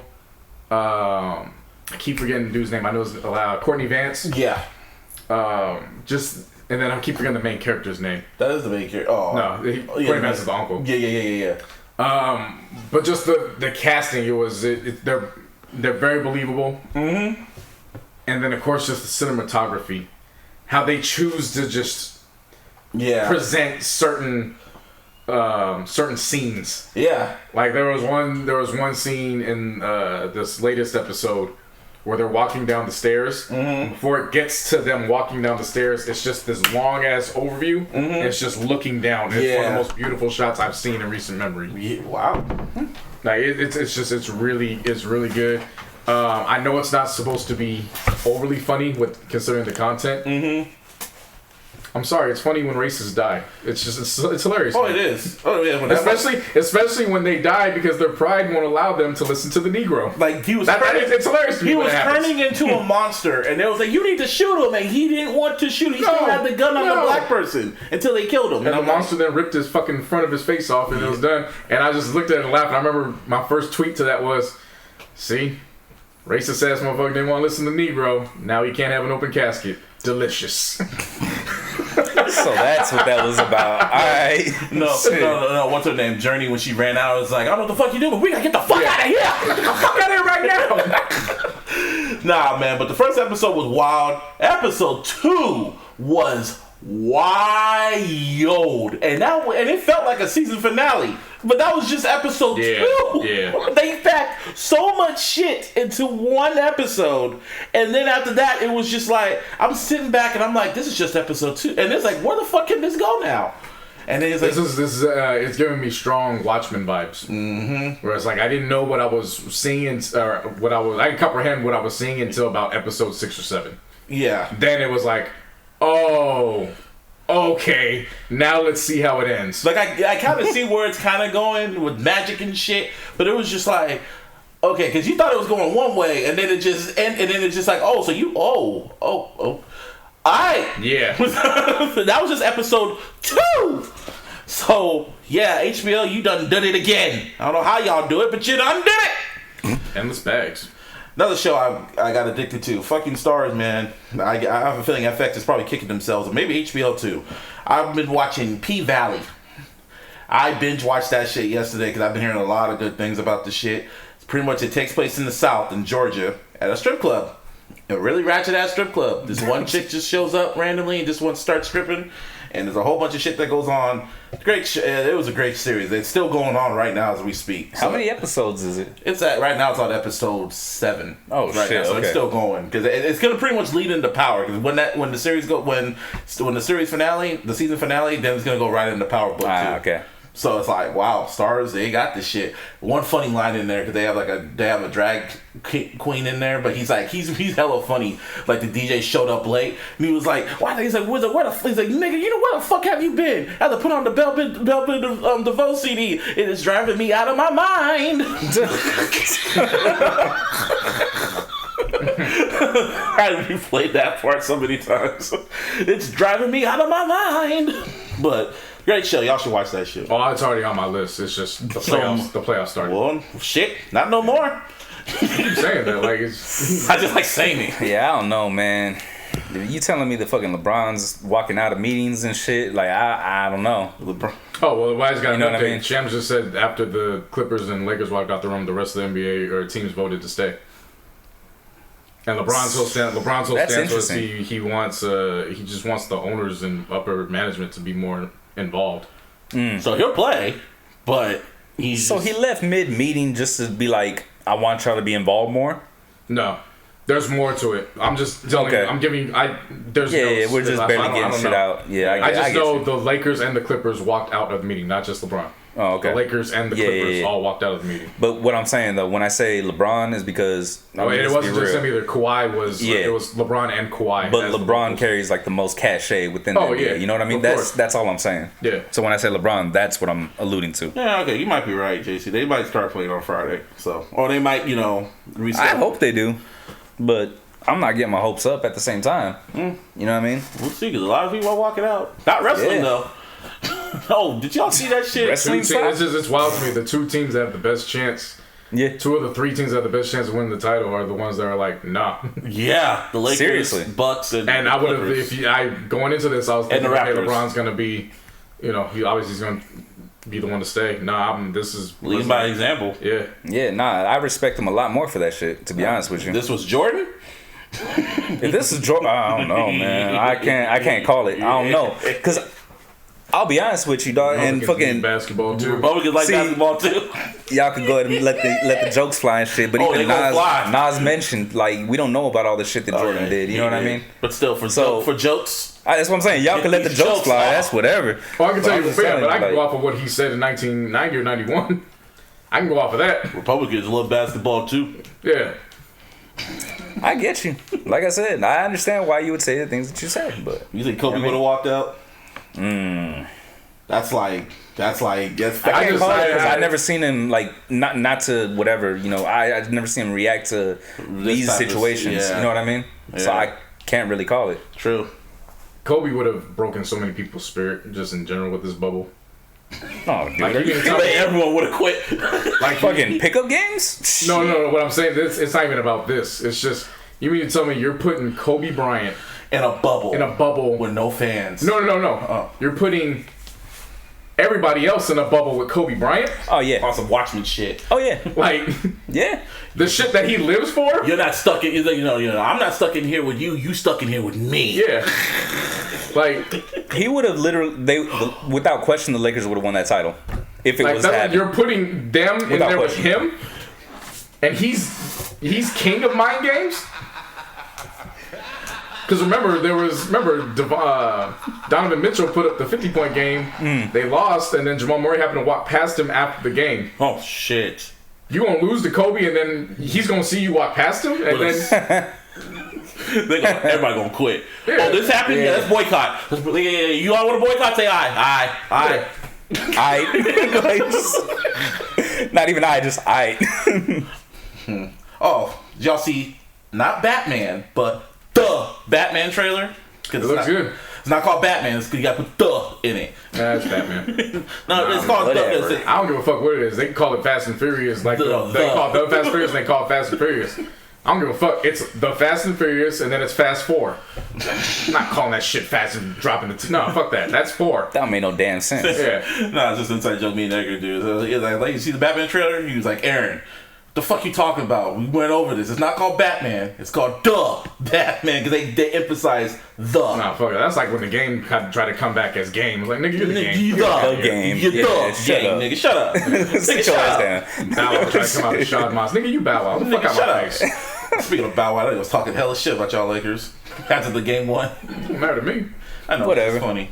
It's Bow Wow. A lot of people talk shit. So yeah. That's why I was like, when y'all lost game one, everyone was really. It was like it reminded me when everyone was. Oh, don't get it twisted though. Game one, I was pissed. Oh yeah. Like don't get it twisted. Yeah, like when what's his name? When Dame hit that fucking fuck you 3, I was like, oh wow, all right, fuck you. Dame don't shoot fuck you 3s. What kind of 3s are those? Like let's make it clear. Steph shoots a fuck you 3. Clay 2. Yeah. Dame shoots a fuck y'all 3. Fuck you, fuck your team, fuck your mamas, fuck everybody that can. Like Dame shoots those. Yeah. As a staff record label and a motherfucking crew. Yeah. Steph when he shoots a 3, it's just to diminish everybody that's on the court. When Dame shoots a 3 from that range, it's to diminish everybody that's in your family tree. Yeah, that's deep, yeah. That sounds about right. That's the difference. Yeah. That is the difference between playing in Oakland and being from Oakland. It was just like when I was seeing that's the difference. It was just looking on Twitter and everyone was just on Dame's nuts. Rightfully so, but everyone was just like acting like he had the crown already. And I'm like, there's still games. Okay. I see where this is going. And then he may individually got it. Because just because Steph Curry's back don't mean that Steph Curry comes back in as the best point guard in the game. You were out for a year. Mm-hmm. Nah, you got to come take that from Dame. Yep. We'll see. Like, I want to see the Warriors in the bubble. That would be interesting. I don't even call Steph Curry the best point guard in the game. He's the best shooting point guard in the game, easily. Mm-hmm. But as far as like what a point guard does in total, I don't look at him as. I never looked at him as the best. So I looked at him as the best because he controls so much with his shot that he dictates defenses before he even touches the ball. And what I mean by that is when I say that before he even touches the ball, it's still when the other team is still on offense. Mm-hmm. When he was in his prime, the god. You're right. Yeah, you're when right. he was in his prime, when the other teams were on offense, they were thinking defense. Yeah. Because it was when I missed this shot, where's he going? Where's Steph? Yeah, you're right. Is he gonna lay up or is he gonna take my soul? That's why. That's why I laugh when people are like, "No, he didn't change the game of basketball," because everybody focuses solely on the threes, and it's like, no, but he changed a lot. Like, you see a lot more people comfortable with moving without the ball. Yeah. Steph could go 20 seconds on the clock without touching the ball, and he just makes one move and gets around the screen, and then fuck you. Yeah. Fuck you. Whereas Dame will bring that shit up, chop it, and then just look and fuck y'all, and then wait. Bye. Yeah, we saw him do it. Seriously. Oh, well, we're about to mention this shit. Joe Budden. And I've been waiting, baby. Nah, but Did you say Joe Biden? No, Budden. Budden. Yeah, no longer. Well, as of right now, he announced on his podcast that in late September 27th, he will no longer. His podcast will no longer be exclusively on Spotify. How y'all feel about that? In his words, react. In his words, I feel once again it's a perfect example of corporate executives that only look at the bottom line and can't read a room because they don't understand what they've invested in. See, when he broke it down in the way that he broke it down with, where in hindsight they brought them aboard as their test dummies, like guinea pigs, to test this podcast, and now we find out it's even proof, because remember when the announcement was made, it was Joe Budden and Amy Schumer was getting a podcast. I forgot about that. And only one of them sounded organic. I forgot. The other one was like, why the fuck is she? Who gives a fuck? Like, what the fuck is they this? didn't read the room because nobody likes Amy Schumer like that. Like, all right. And then I didn't even know I forgot she had a podcast. And I was like, so when they broke that down, and of course we all know the route that her podcast went. Yeah, I didn't even know it was still around. It's not. That's what we're saying. We know the direction has gone through over these 2 years. Versus when he's explaining, they thought shit was sweet our first day with them. It's like, you can't fuck with our fans like this. Like, they gonna come get you. Oh, yeah. And then the first day, they did 900% of what Spotify thought they were gonna do the entire deal on some Jordan with Nike shit. Like, that it brings a lot of light. Spotify got in this based on Joe Budden and the crew, but they just used them as the crash system because they went and cashed out everybody else except for them. Yeah, that's fucked up. As soon as I heard Joe Rogan got that deal, I was like, okay, I know where this is going. They cashed out on Joe Rogan, Kim Kardashian, and Michelle Obama. And they stayed. I mean, they're not the only ones. I mean, Jamel, and it's not. This isn't the bad mouth anybody. I know, I'm talking about the super heavyweights. This isn't the bad mouth anybody, but you also include Jamel Hill was included in that. Her podcast is Spotify exclusive. Yep. Oh, okay. Remember, they gave Van Lathan, but they didn't know what the hell to do with him. That was Spotify exclusive. Oh wow, I forgot Van Lathan had that. Yeah, they didn't know what to do with him at that point, so that fizzled out. Like, they just said. They should have just paid. One thing that I'm proud of Joe and then the rest of the crew for doing was, it's always going to, when shit don't make sense after a while, it's not going to be like, well, the bag's bigger, so let's just go for it. No, if shit's not looking right and it's not like whatever. And that's the problem with these company executives. There's just certain people in life that you can't bring on board as an employee. You're going to need to partner with them. Joe Budden's one of them. Nipsey Hussle, rest in peace, when he first started, they didn't see the vision at Epic when they tried to bring him on as an artist. Right. And then he left the major and he took, 5 years and did it all his way, purposely naming his projects mixtapes because he wanted to say, look, if this is what they're buying off of mixtapes, imagine what they'll do if I can get an album. Right. Formulated that to the point where when he did the deal with Atlantic, it was for partnership and he recouped his masters. Yep. Some of these figures, you're not going to be able to work with them and call them employees. Joe Budden's one of them because every single platform he goes on, his fans follow. Yeah. And that's something that nobody can take away from him. I don't care how you feel about Joe Budden. Whether you like him, whether you don't, his music, that's all subjective, doesn't matter. But one thing you cannot take away is that he is a trendsetter. He figures it out at least 2 years before everybody else. and his fans aren't going anywhere. I mean, the news popped out, and I saw so many people canceling Spotify. They still got a whole a month left on their because they said it's gonna still be what's it called? It's still gonna be on Spotify, but after September 27th, it'll be everywhere. It'll be back on Apple Music, SoundCloud, all that shit.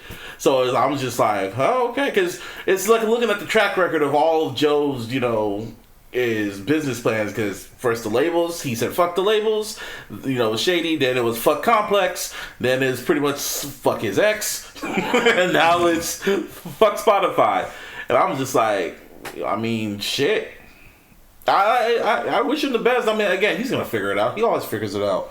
I don't know where he's gonna go. Yeah, the beauty of it is though is that he now has. So this is the part that they fucked up on. I think Spotify really fucked up with this, and it's gonna bite them in the long run. Oh, it will. They have everything in play with Joe Rogan and all them. Right. That's gonna be gradually. They're gradually putting in Joe Rogan. With Joe Budden, it was like, oh yeah, we're gonna be on Spotify now. We're on it. And like, well, no, but it's not even about gradually. It's the fact that you got bigger names, but if you don't know how to work Joe Budden, how the fuck are you going to work Joe Rogan? Mm-hmm.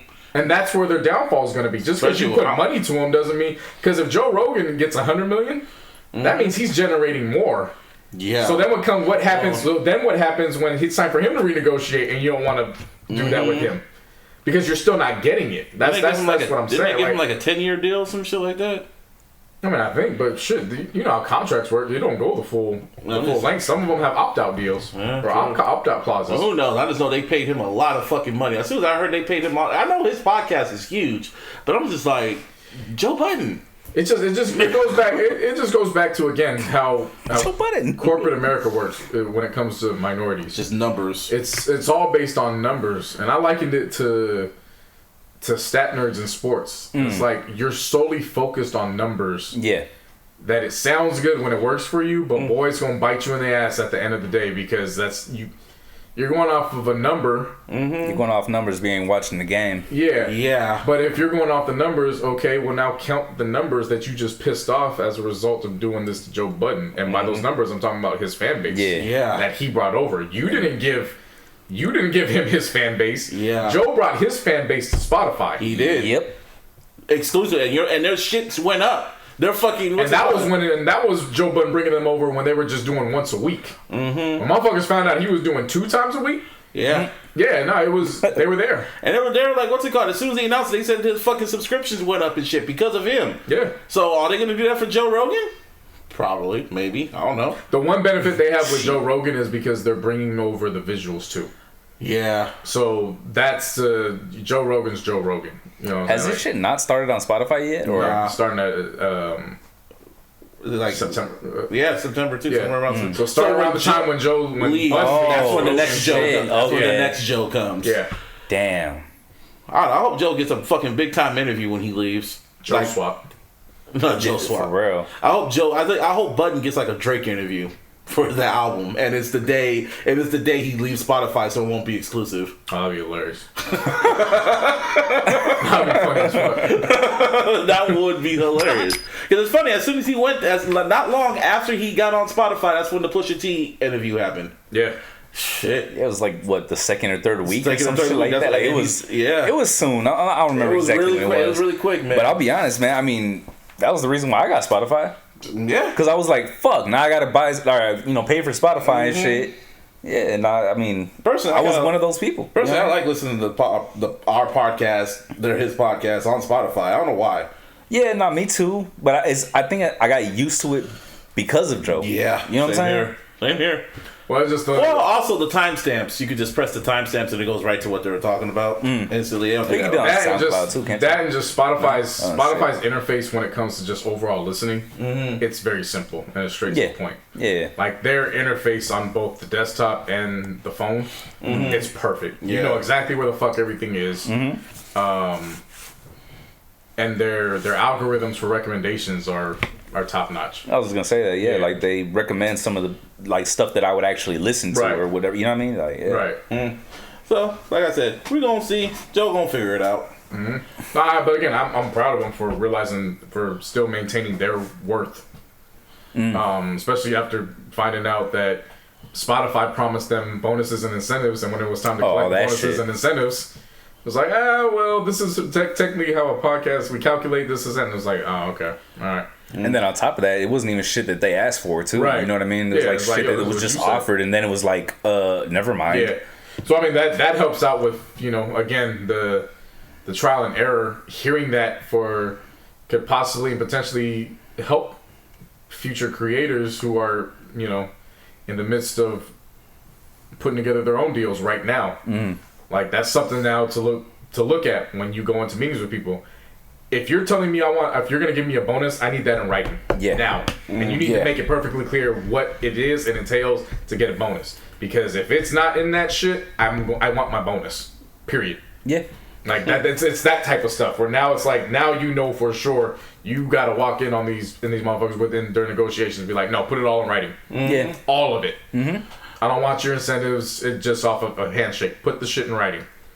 We'll see. And it also, I feel in every contract there should be an opt-out clause at a certain point. Like, don't get me wrong, 2 years isn't long, but it's long enough to where when you pass the first year and they ain't giving you the bonus, at that point it's like, even beyond the bonus, it's like shit isn't like given to you that they promised, whether it's a bonus or I say I always do it as a a bonus because the bonus was after the first year and it led to everything else. Oh yeah. So when it gets to specifically it goes to the very first incentive and they ain't trying to bring it home, then it's like, all right, you know what? We've already started for this month. We'll finish out the month, but let's cancel this out since you guys want to play games.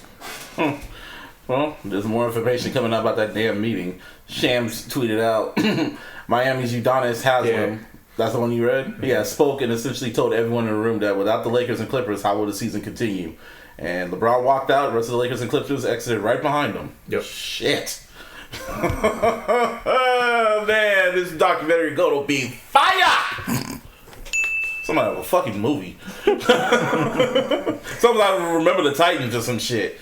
Been saying, man, like this whole year, let alone the basketball season itself, but the whole year is gonna be a fucking crazy movie. Right. Did y'all see parts of the crazy fucking movie? Did y'all see some of the Democratic National Convention? Well, it was during the games. Y'all didn't watch that shit. Yeah, I didn't watch it. Joe, I already made up my mind. I know who I'm voting for. I never know, story, but it's you know just, what I mean? like when you see I'm just saying how you see the contrast between the Democratic National Convention and the Republican is literally like night and day. The Democrats literally, they took their time to make this shit. They made like video packages. They had great speech. Michelle Obama had a really great speech. Joe Biden had a really, really good speech. And I don't know what it was, but like I rewatched his speech like 3 times. But if I could rank them, it was like Joe Biden. It was Michelle Obama, Barack Obama, of course, and then Joe Biden and Kamala Harris. Like all 4 of them speeches. Pretty much all 4 of them speeches were just saying fuck Trump.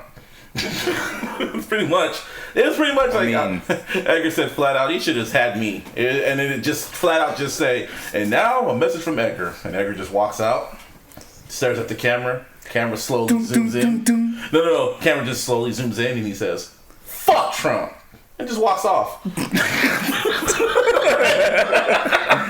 then this was a message from Edgar. This message has been approved by Joe Biden. But yeah, and then the Republican National Convention is just boring. It literally surprised the fuck out of me how boring. It's just them speaking at the White House, and that's all there is. And they have the nerve to say that Trump is doing a great job handling the COVID-19. Said, oh, he acted quickly and swiftly with COVID-19. You think we stupid? Quickly and swiftly. And it's just like it's literally like night and day. Like I'm thinking like maybe you guys are gonna do something similar to this. I'm like, no, you're not. And man, that's all I got from that. But yeah, they had the shit on during the game, and I was like, y'all should be watching this. How having the game's on, and I was like, oh, whatever. Now y'all gonna watch this shit. Anyway, anything else? No. Next verses. Oh yeah. Give me a hell yeah. Next verses is taking off. We are getting back to the women.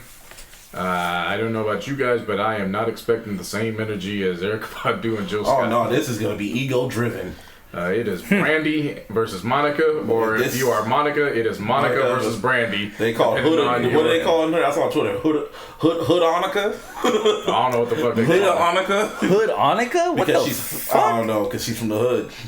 I mean, like, yeah. She's from the hood, bro. Yeah, no, I get it. Yeah, just she like she hood. She can sing her ass off, but she's still Monica, bro. At the end of the day, I don't give a fuck. I ain't gonna call her out her name. No, that's not calling her out her name. That's giving her. Yeah, that's not calling her. Alright. No, that's giving her. No, okay. that's praise. Yeah, because she's from the hood. Like, the dog. Nah, I saw I watched this video kind of going over the history between Brandy and Monica. It kind of reminds me of Hov and Nas in a way, just with egos and how they nearly and how pretty much at the what's his name? Who's the producer? Brandy's producer? No, the other one, Dallas Austin. Oh, yeah. Yeah, Dallas Austin said at the MTV Video Music Awards when they did, before they went on stage to do The Boy Is Mine, Monica punched Brandy in the face. Yeah. Got into a huge fight before they went on stage. That's why you can tell their facial expressions on the stage. Yeah. They legit have beef. I mean, they're good now, because that's what they're doing the shit. But I was gonna say, they gotta be good now. I mean, yeah, because they did another song together, too. Wasn't as the same height as The Boy Is Mine, but... Obviously. Yeah. I've just been going in the comments section just putting a car emoji versus a gun. You're fucking... Dude. The car emoji... I don't understand the gun, but come on, man. The car. Come on, man. Wait, you understand the gun, but not the car. Man. Like, really? I think that's... It's more vicious, Listen, man, to understand one, you must understand the other. No. Dude. It's like, come on, bro. That's why I don't make the jokes. It's like, come on, man. You think they're gonna fight? They ain't gonna do They're shit. gonna bicker. I can feel them. They ain't gonna bickering. do shit. You It's gonna be like fucking. Oh, I'm scoring. This is not like Erykah Badu and Joe Scott. I'm scoring this motherfucker. I don't know. I have the opposite feeling. This. I'm scoring this. They better not boycott this. I want to watch this for selfish reasons. For me, this is more in line of Dream and Sean Garrett. Yeah. This has the potential to go very spicy, very fast. We're gonna see how long it's gonna take. And I want to put it out for the record. This is not me putting women against women. This is going off of the track record that they put out since The Boy Is Mine. Okay, it's 20 years in the making. Yeah, like this is like get off that, because that's not where I'm going with it. I'm going off of 22 years of this shit taking place. Like literally, Busby just said it. They got into a fight before they went on stage together. Yeah. So this isn't me putting women against women. No, I'm just going off of what they done as women going against each other. I'm like, you didn't put women against women. Timbo and Swiss did. There you go. They said it's 20 years in the making. They better not boycott this. Nah, sports, that can be boycotted. This can't be boycotted. I want to watch this. Oh, this gets boycotted. I'm good. I'm good with that. I'm good with anything. Yeah, like at this point, I don't even care no more. Like, I mean, not in a negative way. Let me rephrase that. Yeah, it's that whatever happens, and I'm gonna roll with that. Yeah. You know what I mean? That's how I feel. I'm not even taking the route of no, you don't do no. Because if motherfuckers go through over the weekend and they still not getting the picture, all right, then that means all black entertainers need to start taking away the entertainment. I mean, because ain't no shucking and jiving going on anymore. When you hurt the white man's pot, when the money gets pissed, then that's when change happens. Yeah. I mean, JC said that a few weeks ago. You know what I mean? It's like once they fuck up the money. When the money gets fucking pissed, then that's when, that's when they start paying attention. Oh, yeah, pretty much. Oh, did y'all see the WWE's Thunderdome shit with all the fucking cameras? No. Oh yeah, that shit is fucking wild to see. It's like pretty much what it is that they have video, pretty much how the NBA had all the video models, all the fans and shit. Just think that as a fucking arena, and it surrounds the whole arena. The full arena. Almost, yeah. Let's think like if you're watching wrestling, when you're watching wrestling and you see all the fans and shit, just think of nothing but screens. That's wild. And what's wild about it is like fans are fucking trolling, and now they're thinking, oh shit, I can troll. So there was one jackass that put up a picture of Chris Benoit. Yeah. Oh, another jackass was in a KKK uniform. Are you fucking serious, dog? Another one showed video of somebody getting beheaded. These wrestling fans are weird, bro. Like, they underestimated how fucking weird they can get, and they just don't surprise. I'm like, wow, y'all just like ruining everything, but okay. I mean, Lil Wayne was just smoking weed, dog. Like, nah, wrestling fans, you know they want to take it there. Why you gotta take it there? They just want to see if they can get on TV, and some of it got on TV, but it was really quick. Jeez, man, that's fucking trash. Tell me about it. Speaking of Monica, she's linked up with Kim Kardashian. Really? Yep. So they could try to get C Murder. Oh yeah. Oh, is that Monica that's doing it? Oh wow. Yeah. Okay. I thought it was somebody else. Another Monica probably. No. Okay, good for her. Wait, hold up. What are the Monicas? No, That's what I'm saying. I'm thinking of somebody else. I was thinking of somebody else. My fault. Okay. Go on. Oh. They're doing that, but now a lot of the Miller family dirt is starting to come into light. Master P's taking exception to certain words, and it's unfortunate. Messy. It's bad. Yeah. Like it's one of those. It's things, getting there. It's one of those things where it's like, this really should be done behind closed doors. Like, You know how fucking ratchet they are, and you know. If you go and read it, this ain't even got nothing to do with Ratchet. Not even ratchet. It's just like too damn personal, like family business that should not be out in the public. P brought up the fact that Corey has said things about their parents. I don't think I saw that shit. It's messy. It's why you can take rappers do not need to be on social media, man. It's unfortunate. But I hope everybody can focus on the main objective, which is to get Corey out. I don't even want to call him C Murder anymore because C Murder is that's what got him in jail. Yeah. Like seriously, his name is what got him in jail. Yeah. Play it for the jury, man. Pretty much. So, but you know, I just hope all that ends well on that end. On a lighter note, everything else is kind of it's aged bad, but oh, there isn't one. There's been an update in Jam Master Jay's murder. Oh yeah, I know the air the horns are clap.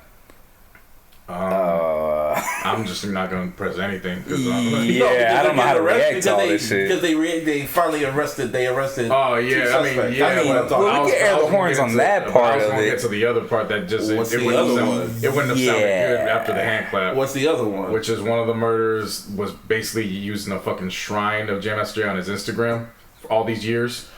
Whoa.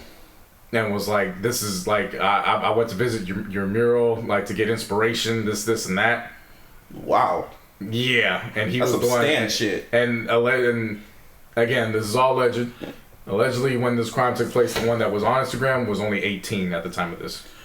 Whoa. And it all goes back to the fact that Jam Master Jay got down his luck, entered the drug game. Yeah. There was a deal that was supposed to go on. He X'd out. Those who are being charged with this, they showed back up at the studio, and what happened. Wow. Yeah. It took them that long to figure it out? Yeah, apparently so. I don't even know how they were able to figure it out, because again, like... Because they said they arrested one dude, or whatever. He was already in jail or some shit like that. Yeah, one was already in jail, then they went and they were able to get the other one. But the other one, that, like I said, you go through his Instagram, and Jam Master Jay's murals are all over this shit. That's some Stan shit. Like, yeah, it's wild. Yeah. Rest in peace, Jam Master Jay. At least rest getting some justice. But the topic I did want to get to, on a lighter note to end this one. We're gonna get into song endings. Song endings? Thuggish Ruggish Bone or Fuck with Dre Day? What do you mean song endings? As in the vocalists on those two songs? Oh, when they're singing it towards the end? Yeah. Oh. I think Fuck with Dre Day. Like Joel versus Latasha on the songs. I'm having a brain fart like a motherfucker. Okay, how Dre Day.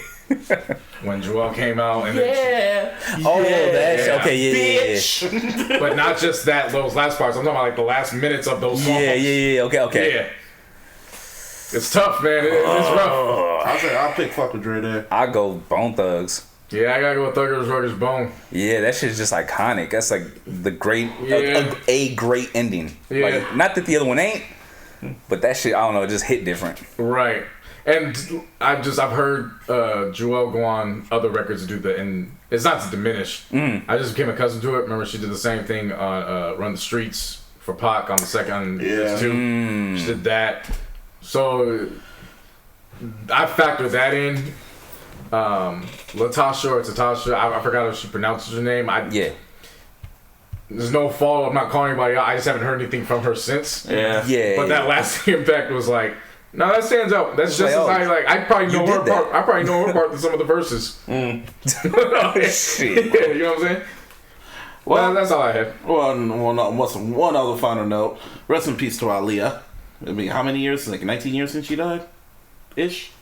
Yeah, 19. Damn. Yeah, I know. Time flies, man. Seriously. And then apparently the Aaliyah estate, because on every anniversary, everyone goes on Twitter and go like, it's fucking bullshit how we can't listen to our music on streaming platforms. So her estate came out and said, "Oh, we're happy to announce that we're talking to record labels to distribute our music to streaming platforms." They're looking into it. Yeah, That's all that they announced. all they said. Like, Yeah, all right. And Shit. because it's crazy, because you really can't find her music anyway. Even on YouTube, you can barely find music videos for it. You can find on streaming platform. The only one that's streaming is the one with her and or. Yeah. I know. I re-listened to "Are You That Somebody" for like the first time in a long time. I'm like, damn, that shit has aged well. See, I would put it on my playlist, but you know, fucking uncle. Yeah. I still got it, so whatever. I know. I can still Right. download. I can find. If I really want to, I could go look for it and get it, but I'm too lazy. So this is episode You one. don't have it on your store? I kind of do, but I don't want to look into it. So it's like, Just ask, I'll just give it to you. oh no, I have it on my external. That's what I'm trying to say. I have it. No, I know, but you were like, oh, it's gonna be hard to find. I was like, No, okay, so I'll just make hard it to easier for you. I'll find. give it to you. It's gonna be. I'm lazy, as in I gotta hook shit up, then I gotta scroll through it. Nah, too Oh, you much. didn't already upload it into the... Do you do the cloud? No, because after I did that once and it fucked up my iTunes. No, not the cloud as in like adding Apple Music into your library. Just the overall cloud where once you upload a song from your external, it stays on there.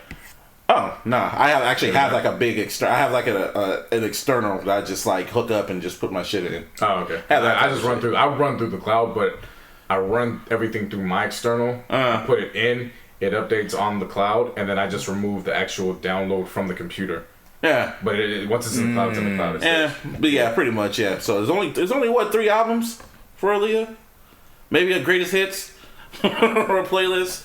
That's pretty much it, because you can't find a Dr. Dolittle soundtrack anywhere, and if you do, it'll be like 2 tracks, and All You That Somebody is not that one. Well, this isn't really like this is an update. This really isn't more so related to the boycott as much as just the injury, but. The update is that Dame has left the bubble because he needs to get his right knee examined further. Shit. So even if they do come back, he's done. done. He's done. Yeah. Well, I kind of knew he was. The And way I'll he be was honest walking, with you, too. like I really hope he gets better in a few days. Just, as long as it ain't against the Lakers. Oh, I'm putting his shoes You know on. what I'm I'm putting his shoes on. I was waiting for that. If it's game 5, I'm putting the game 5. Yeah, I on. hope he does. I hope he don't get. I hope he doesn't get better before he can't. He can actually play against us. You know what I mean? I'm but hoping you- he gets better after that. Oh yeah, but You you know gotta what I mean? remember once he leaves the bubble, he Once gotta come they're- back in quarantine. Oh, that's anyway, true. So Someone on That's Twitter true. said, you know what time it is? Because there was Dame time. Someone had to watch it. Oh, you know what time it is? And it said blame time. I saw that. Who they gonna blame? Oh shit! Come on, man. Blame that Laker defense. Shit. I don't know. All I know is Warrior fans been hitting me up. What time is it? Why? Because they got nothing else to do. Think about it. After game. No, but they hit me up after game. I forgot to mention this shit. After game 1, they hit me up like, "Oh, what time is it? What time?" I got a few texts just like that. Warriors fans talking about this title deserves an asterisk, and I'm like, all right.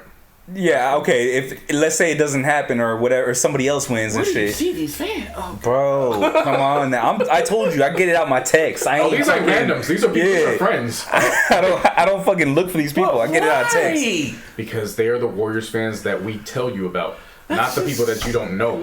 That's just like I don't give a fuck about a random troll. I'm telling you about Yeah. the Warriors fans I know. no, because when everyone was attacking y'all after game 1, I was like, why y'all?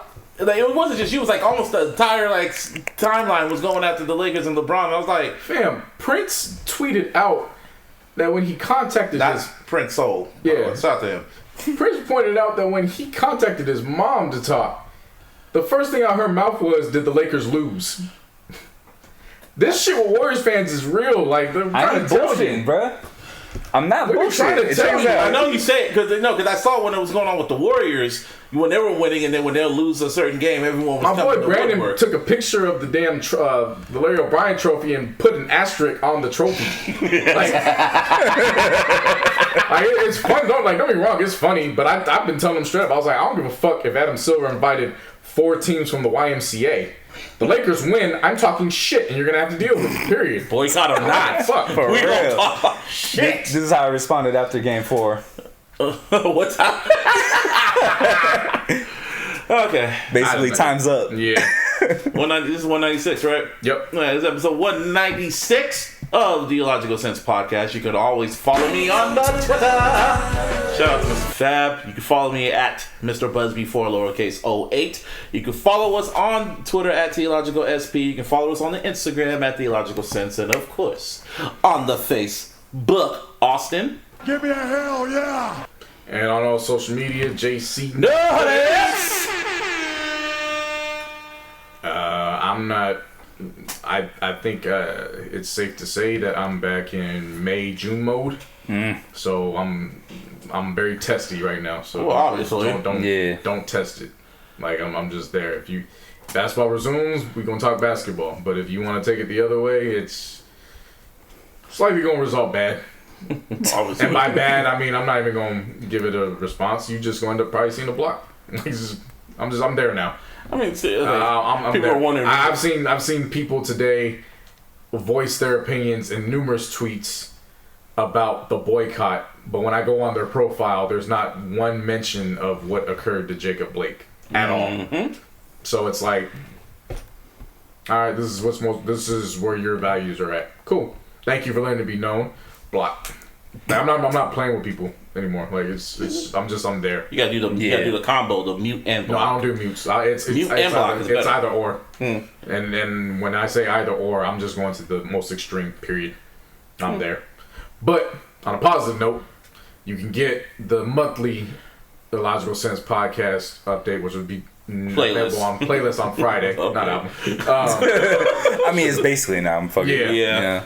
You'll get that on Friday. That'll be available. Friday. Gotta get down on Friday. Let me see. Are those some lyrics? Martin, heard that song? I never paid attention. Yeah, it's the lyrics. I just heard Friday and then I was like, Martin, you go because I'm browsing through see if I got something else. oh yeah, follow me on all my social media, VNMS408. No longer beats be killing them. No longer beats be killing them because apparently, I don't know, that shit was just too much. You know what I mean? For certain people.